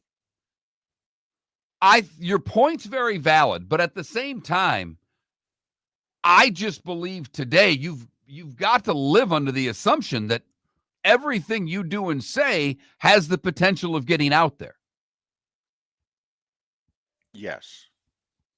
And it's difficult to think that the SID basically just took a page from the coach. That's how the coach acts. That's how I'm going to act. The coach is a bully. I'm going to be a bully. And that's what he was in that instance. He tried to scare the reporter. And for the most part, reporters are tough to scare when they've got something that everybody wants. You can scare them. Urban was famous for trying to scare the crap out of reporters on a Tuesday at a Gator practice. Mm-hmm. It's a whole lot different after the game when you've got some substance to what you've seen or recorded at that point. Well, hell, remember they came running up to the Kentucky football field's press box because you and I were doing a show together, and they said, you're not allowed to be here. I'm like, I'm pretty sure I am. Got the okay for the Kentucky people, CBS, I'm pretty sure I'm allowed here. And they were like, absolutely not. They start grabbing the equipment. We're on the air. I say, Mark, can you fill in for the rest of the segment? I got a situation going on. Yep. We had one of those at the Orange Bowl when we did our show before was that the Miami-Florida State game or was that the Natty we did our show before? The Natty, we did it at Baumhauer's. That's right. Location nearby. But yeah, no, it was the Miami-Florida State game. Yeah, and they came to try to kick us out of the press box there. Right. We're like, we went through this. Went through a lot of hoops to make sure we could do this year. They're like, you're not allowed to be here. I'm like, oh, we're positive we're allowed to be here. So that was my only question in that whole thing. I'm like, man, is he even allowed? And I got to admit, with a cell phone, like that's another thing. Can you, if you're the NCAA, can you legislate against the cell phone anymore? No. Like I can legislate against NBC2, ABC7 in a local affiliate. You know, I can legislate against them. I can take their credentials away. I can deny them bringing a camera. But if I let a reporter in and the reporter's got a cell phone, I mean, I'm curious if there's places where he's not allowed to use it. So wanted to bring that up, and I just wanted to get your perspective on how you would have handled the apology from the SID. And true to form, you answered it exactly how I thought you would. Yeah, Mark, I had a few of those incidents in my illustrious, and I say illustrious with as much sarcasm as I can muster, career in which, yeah, there are a few people who, and also, by the way, I've had a few people say it to me too. You know, you're dead to me. You know, if I walk in a room and you're there, you better leave. Oh, okay. Gotcha. So Miller and Moulton, Sweet 16 tonight, opening day of baseball around 3 o'clock this afternoon. The first pitch will be thrown in a bunch of different major league parks. Why they don't have it at 12:30 in Cincinnati is beyond me. 1 o'clock in Detroit. And not only that, at least they have the Tigers in Los Angeles. If they're going to schedule a game on March 27th, I'd rather they schedule it in L.A. than Detroit. I'm with you there. It's been a bone for Miller and Moulton for many years as to why teams that live in warm weather places or play in domes open their season on the road. Right. You know, like the Brewers at New York. Right. Where it's a high today of 50. Okay. Meanwhile, they can close the roof in Milwaukee. What are we doing? The good, bad, and ugly. What's on tap? Today was the day when. Some final thoughts, a pick or two. It's all coming up. Miller and Moulton. For over 50 years, the Nolan family has been dedicated to protecting local families. Nolan Family Insurance is a second-generation independent agency that specializes in home, flood, auto, and boat insurance. They take the time needed to explain your coverage options and answer your questions so you can make an informed decision that's right for you. If you're looking for an agency that treats you like family, call 941-639-1122 or go to nolanagency.com. That's 941-639-1122 or nolanagency.com. Mark Miller for Molly Maid. Why Molly Maid, you ask?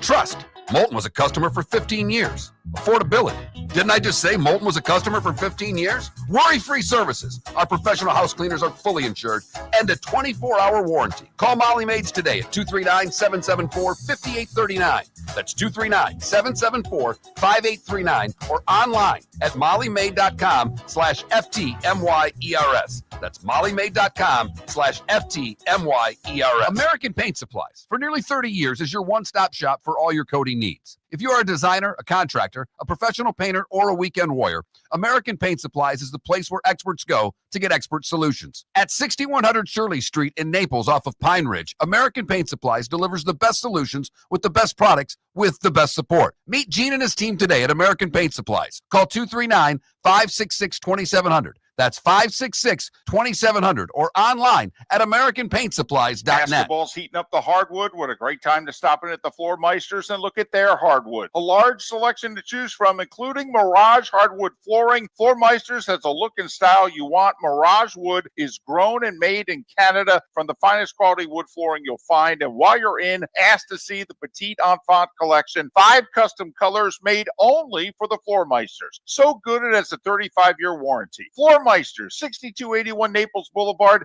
next to Costco, or floormeisters.com. This is Miller and Moulton.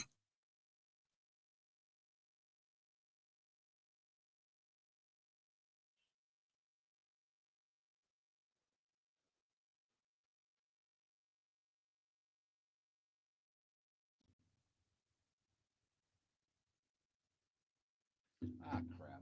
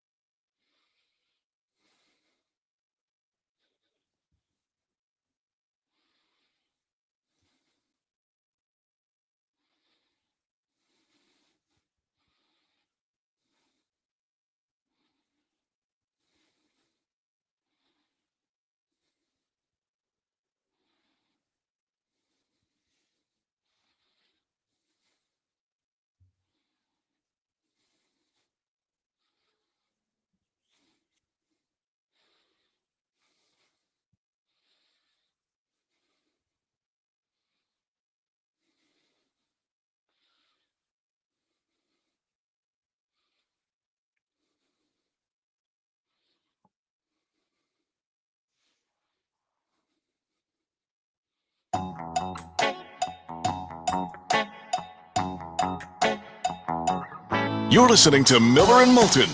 And now, here's Mark Miller and David Moulton. 21 minutes past the hour. Miller and Moulton, millerandmoulton.com, Miller_Moulton on X.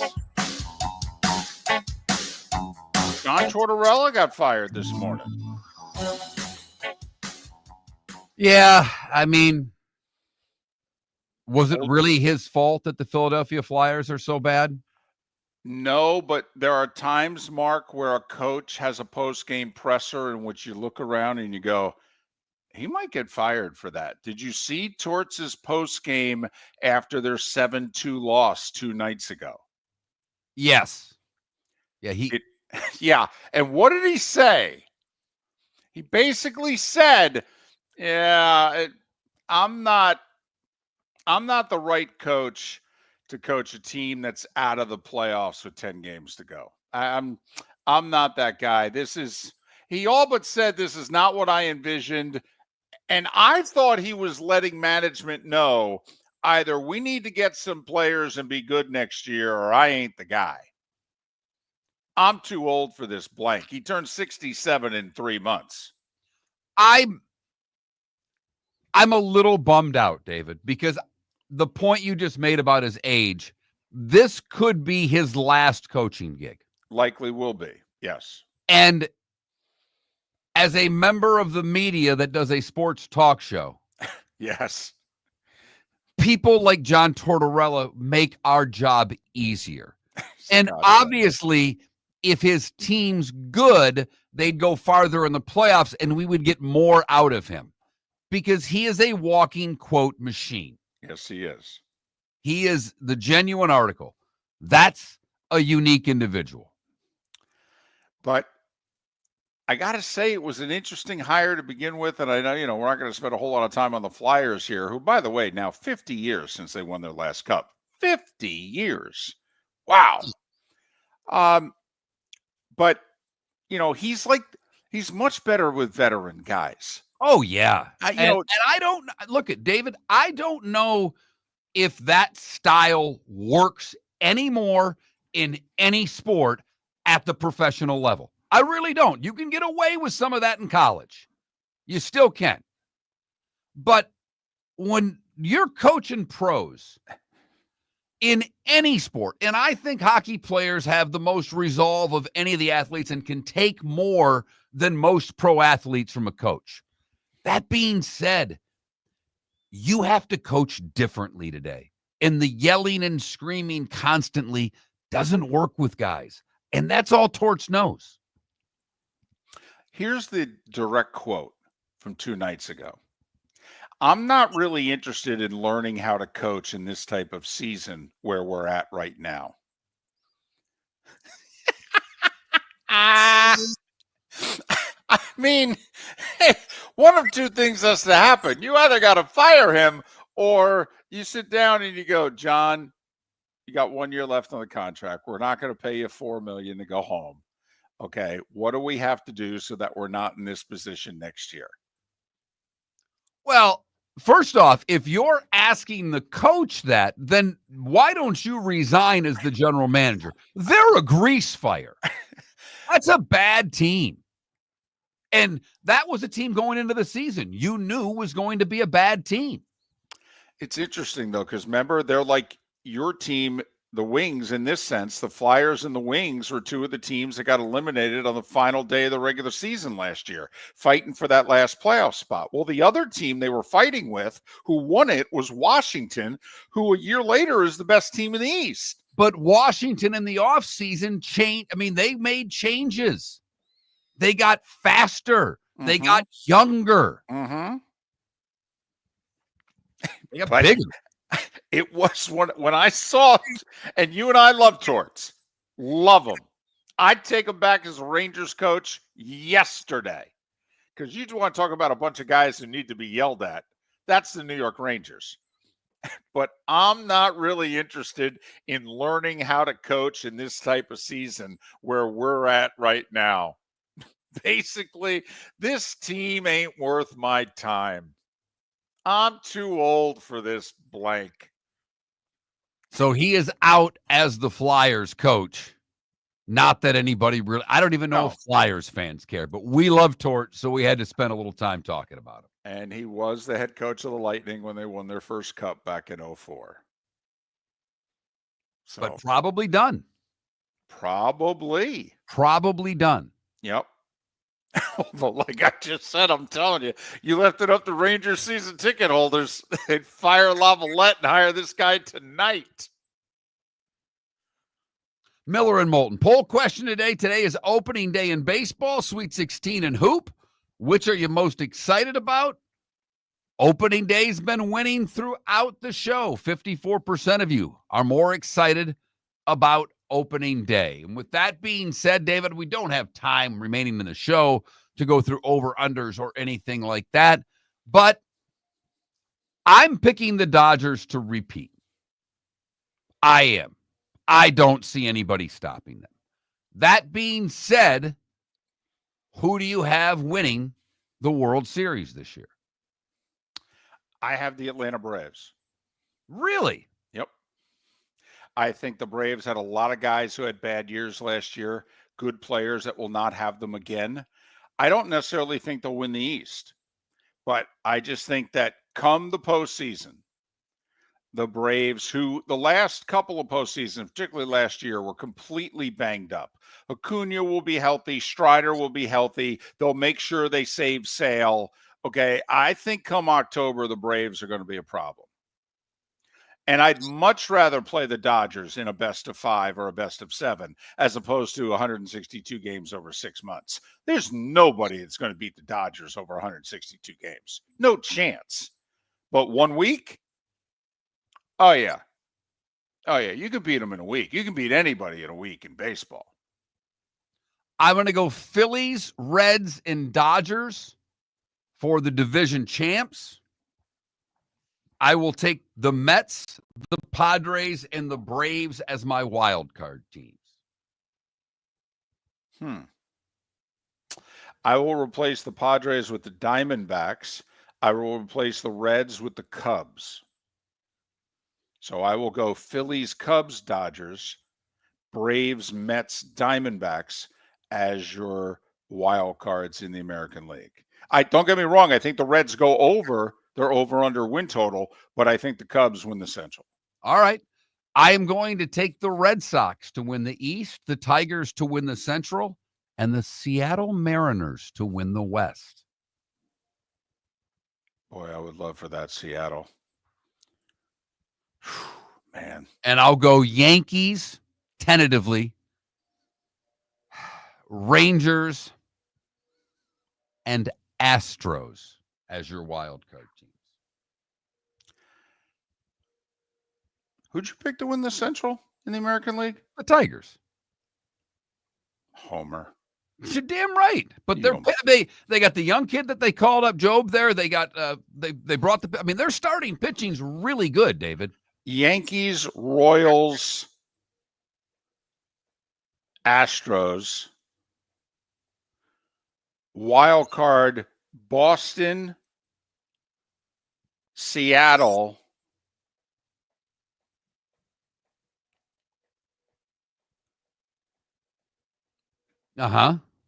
Baltimore. Okay. I'm going to go Red Sox, Dodgers World Series, and the Dodgers win the whole thing. I'm going to go Seattle, Atlanta World Series. Atlanta wins the whole thing. Almost picked the Mariners. I was 3 teams. I had Detroit in my head. I wasn't going to over-homer it. Then I was between the Sox and the Mariners. I chose the Sox. David chooses the Mariners. But we both have National League teams winning the last game. I have the Dodgers. David has the Braves. I'll tell you what, though. I think this is the last great shot for this core in Philadelphia.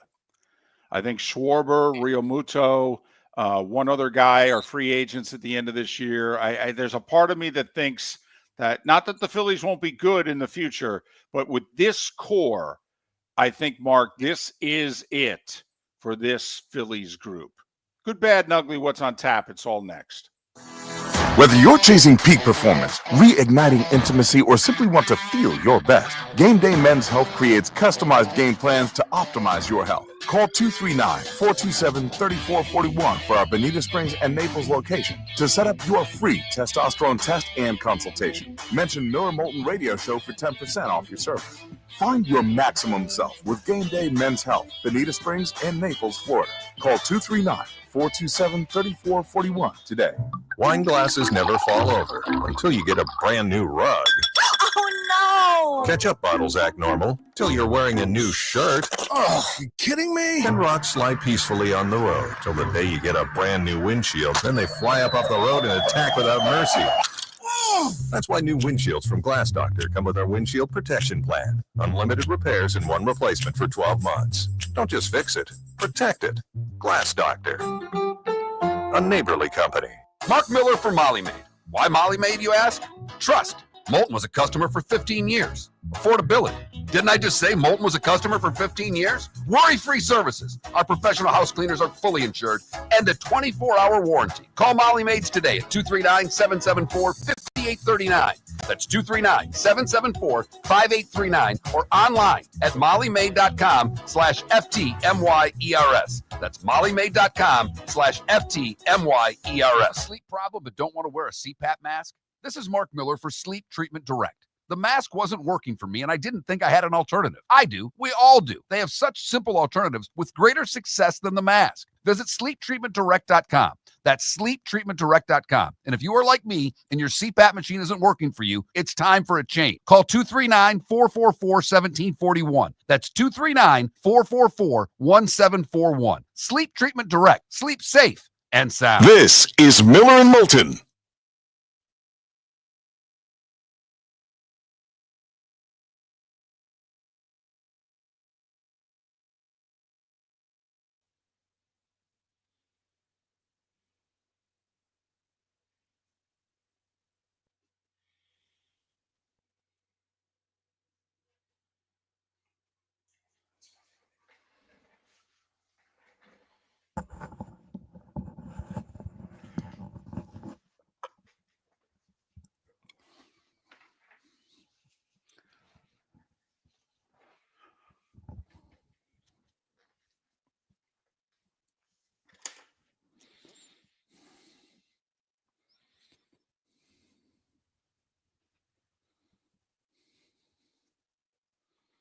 Just want to let everybody know I am really hungry right now, and I don't have any idea when I'm going to eat, and that bothers me.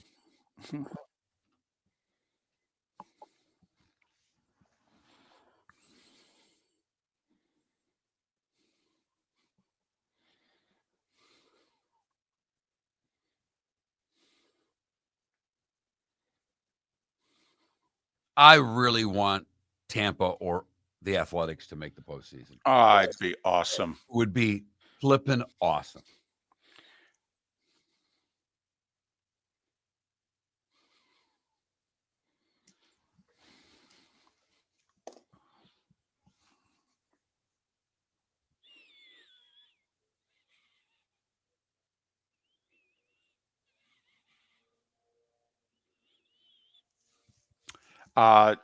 Two things. First off, all those injuries to the pitching staff, I don't think they can all throw the necessary innings to go the distance this year because they're all coming back. Number one. Number two, I got to believe the whole stadium situation. Yeah, I mean, all these road games in a row, I don't buy that. I know what Sam said. They like playing the road, and I get that. You know, having even at the minor league level, having worked for the Everblades all those years, teams loved to come play against us because the building was packed. They did. But I mean, you're spending 3 full months, June, July, and August, in which you are not sleeping in your own bed. Now, I know you're staying in 5-star hotels. I get it. But I don't know. I just think the schedule eventually wears them down. Hope I'm wrong. Hope you're right. Hell, I'd get out the credit card for a Rays home playoff game at Steinbrenner Field. Oh, I'm in. I'd make the 3-hour drive and go. Absolutely. Can't wait. I almost want to buy. You can't get the out of town, but I would love to hear when they do have those June, July, and August home games. I would love to just listen to the visiting broadcast, just to hear how much they complain.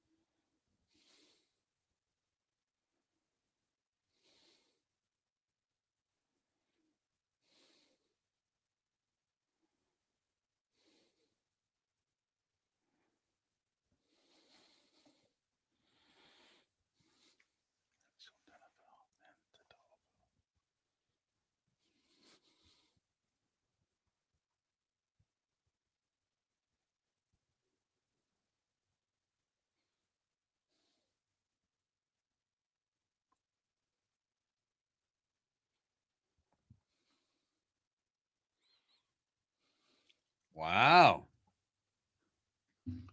Perkins is shuttering their doors there at Ben Hill and Corkscrew. Really? The one in Bonita closed a while ago. They must be in serious trouble. Well, if they can't survive in the 239, they are.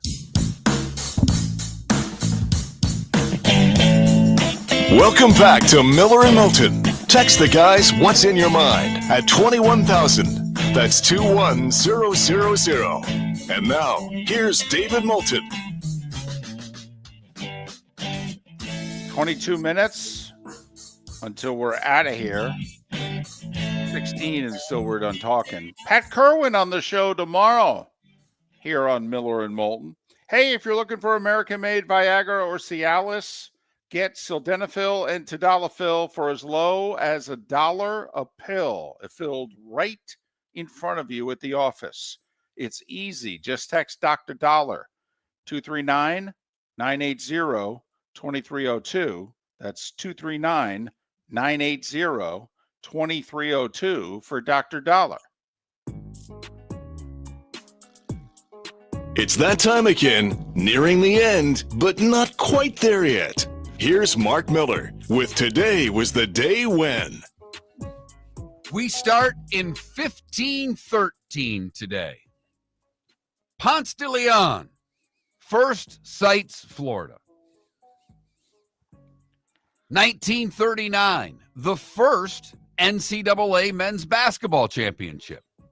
The University of Oregon is your winner. They beat Ohio State 46-33. Buckeyes getting revenge for the college football playoff this year, but also when they beat them in 2014 for the Natty. Just took a while. 1951, Kentucky beats Kansas for the title. It was the Wildcats' third title.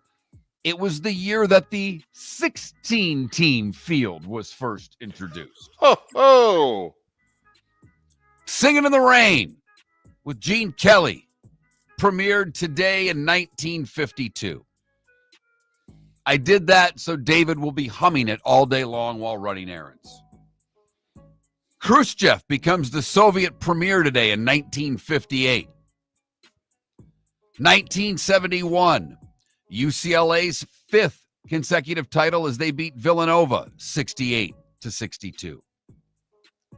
Adolph Rupp retired after 42 years of coaching Kentucky today in 1972. Kentucky would win their fifth title today in 78, beating Duke 94-88. Jack Givens had 41. There you go, the pride of Linden, New Jersey. The Goose! 1981, the debut solo album by Ozzy Osbourne, Blizzard of Oz. 1986, Sammy Hagar makes his first appearance as Van Halen's lead singer when they begin their tour in Louisiana. 1998, the FDA approves the use of Viagra, and Naples men have been thanking you ever since.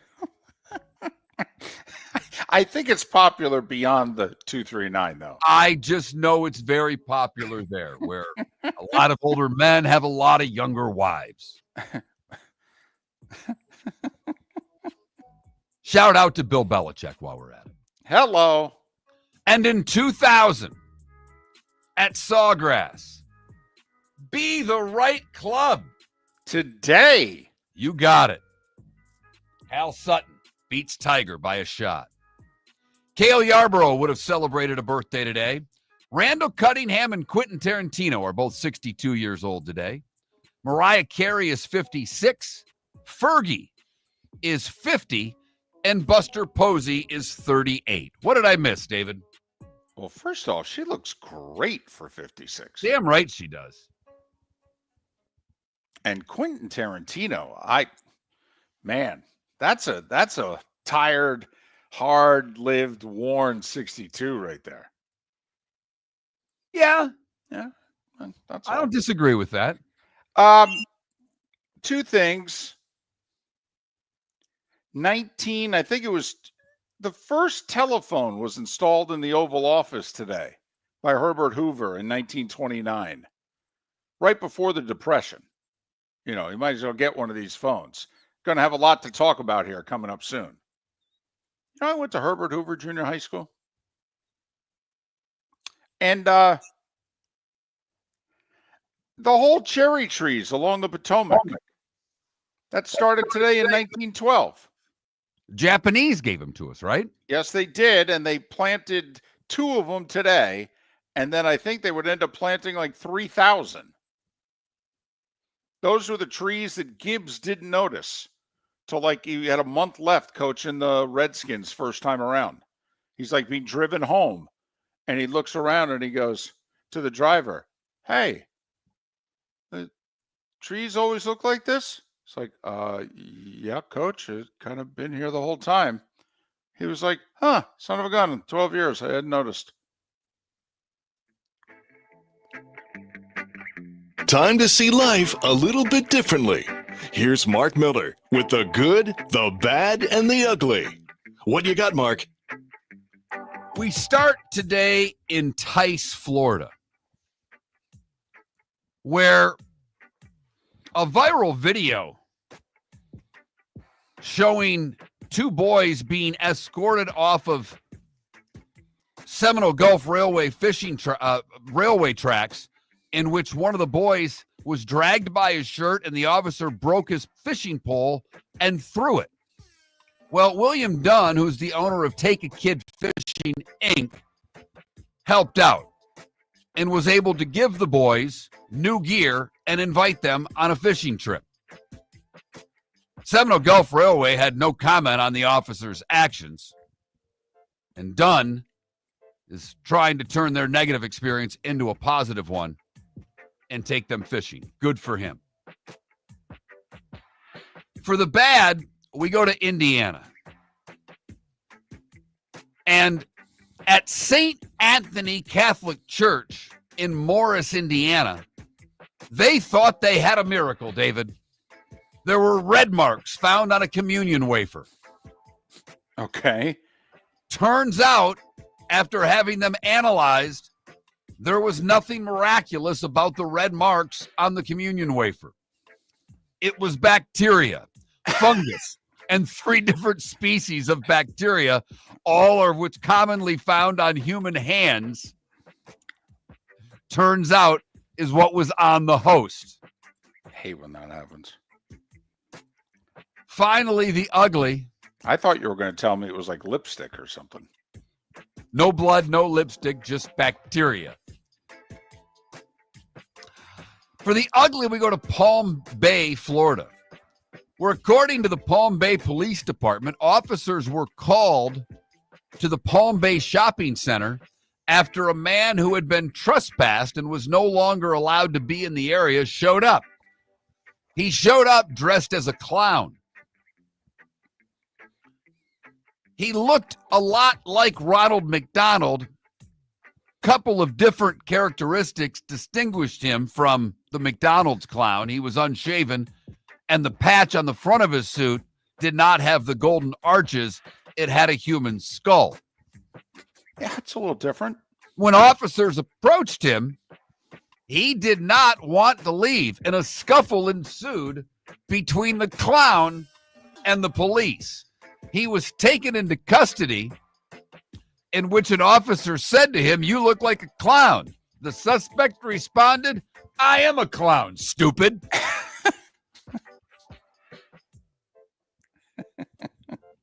That is the good, the bad, and the ugly on today, Thursday, March the 27th, here on Miller and Moulton.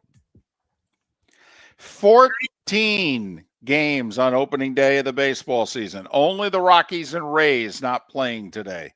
14 games, 2 of them nationally televised.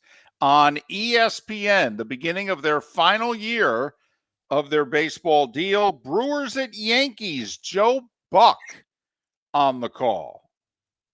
And 7 o'clock tonight, Tigers and Dodgers. Dodgers will be able to unveil their banner from winning the World Series a year ago.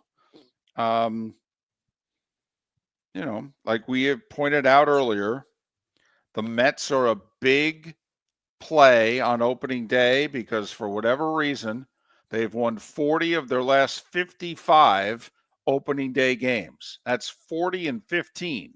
And they're coming off a loss to the Brewers last year. So if you're into betting baseball, even though the Mets are an underdog in Houston, for whatever reason, the Mets win on opening day. The madness tonight starts at a little after 7 o'clock. BYU and Alabama. The Crimson Tide, a 5.5-point favorite. The Gators, a little after 7:30, will tip with Maryland. The Gators, a 6.5-point favorite. The late games, Arizona and Duke. The Blue Devils, a 9.5-point favorite. And Arkansas and Texas Tech. Texas Tech, a 5.5-point favorite in that one. Bama and Duke on CBS. The Gators and Texas Tech on TBS, simulcast on True TV. So Bama and Duke get the CBS treatment tonight. The Gators and Texas Tech get the TBS True TV treatment. 8 NBA games, Mark. 8. I don't know that any of them are nationally televised. Orlando's home for Dallas. It's on NBA TV. Heat and the Hawks at 7:30. Otherwise, I look around. Don't know that there's a big matchup out there, to be honest with you. Don't know how much suspense there is in the rest of the NBA regular season. The 10 playoff teams in the East are pretty much decided. There's seeding to be determined with teams 4, 5, and 6 and teams 8 and 9 and maybe 10. And out West, I mean, Fight for that last play-in spot, the Mavs right, and the Suns. along with Sacramento, all within a half a game of one another, 3 teams for 2 spots. And then there is a fight for a lot of seeding in the West. There is. Hockey tonight, the Lightning are at home to take on the Hockey Club of Utah. Lightning a big favorite in that game. Big one for the Lightning as they're trying to win the division, and we're going to see how Toronto, the Panthers, and the Lightning all fare the rest of the way.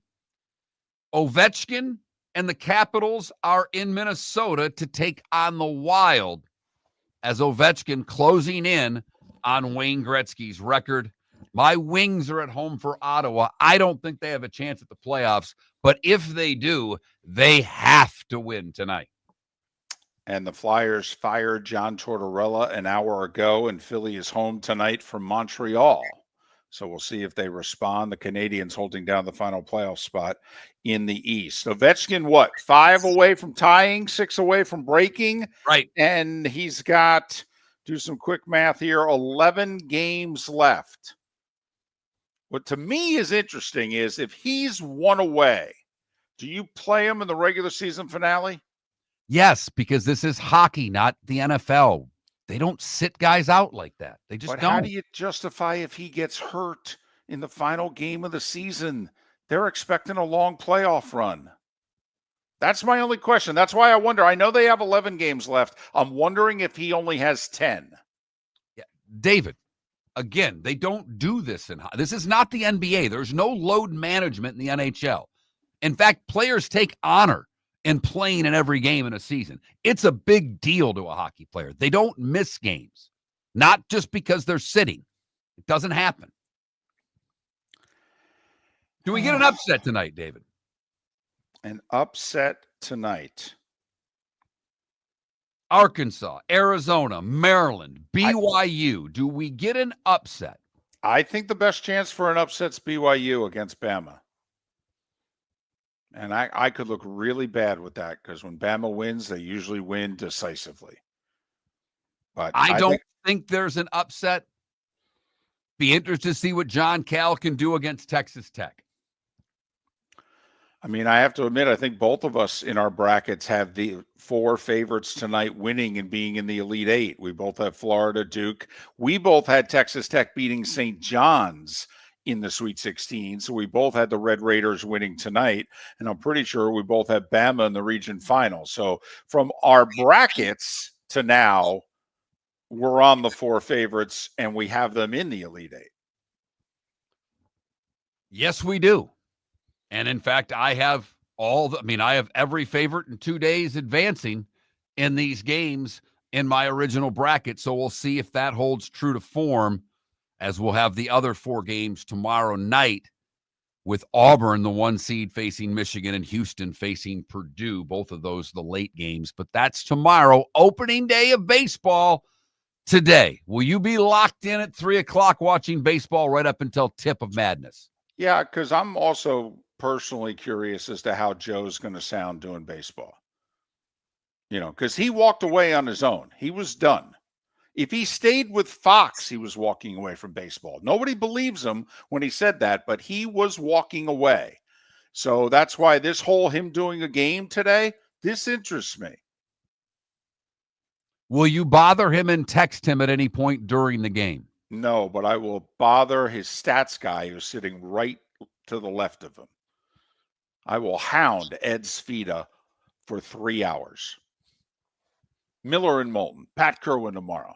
For over 50 years, the Nolan family has been dedicated to protecting local families. Nolan Family Insurance is a second-generation independent agency that specializes in home, flood, auto, and boat insurance. They take the time needed to explain your coverage options and answer your questions so you can make an informed decision that's right for you. If you're looking for an agency that treats you like family, call 941-639-1122 or go to nolanagency.com. That's 941-639-1122 or nolanagency.com. Honey, you want to come out? I haven't seen you since Glass Doctor installed our custom shower enclosure. No thanks. Well, you can't keep eating breakfast in the shower, and laminating your magazines is getting expensive. You remember we have guests coming over tonight, right? Oh, I'm sure they'd love to see the shower. It's our neighbors, and I highly doubt they want to be hanging out in our bathroom. The shower is so good, you'll never want to leave. Visit glassdoctor.com today and schedule an appointment online. American Paint Supplies, for nearly 30 years, is your one-stop shop for all your coating needs. If you are a designer, a contractor, a professional painter, or a weekend warrior, American Paint Supplies is the place where experts go to get expert solutions. At 6100 Shirley Street in Naples off of Pine Ridge, American Paint Supplies delivers the best solutions with the best products with the best support. Meet Gene and his team today at American Paint Supplies. Call 239-566-2700. That's 566-2700 or online at AmericanPaintSupplies.net. Basketball's heating up the hardwood. What a great time to stop in at the Floor Meisters and look at their hardwood. A large selection to choose from, including Mirage hardwood flooring. Floor Meisters has a look and style you want. Mirage wood is grown and made in Canada from the finest quality wood flooring you'll find. And while you're in, ask to see the Petite Enfant collection. 5 custom colors made only for the Floor Meisters. So good it has a 35-year warranty. Floor Meisters, 6281 Naples Boulevard, next to Costco, or floormeisters.com. We've got a text message for Dr. Dollar. A few of my friends are taking daily Cialis or Viagra. What are the benefits and how much does it cost? Great question. Cialis, tadalafil, and Viagra, sildenafil are game changer for men who want better performance, stamina, and confidence. They improve blood flow, support long-lasting performance, and help you feel like yourself again. And the best part, at Revitalize Clinic, we make it affordable. Less than $1 per pill. No overpriced prescription, no hassle, just real results, American-made, at the best prices in town. Plus, with early hours starting at 5:30 in the morning, we fit your schedule. Take control of your health today. Call Revitalize Clinic at 239-277-5770. Visit revitalizelounge.com or text Dr. Dollar directly at 239-980-2302. That's 239-980-2302.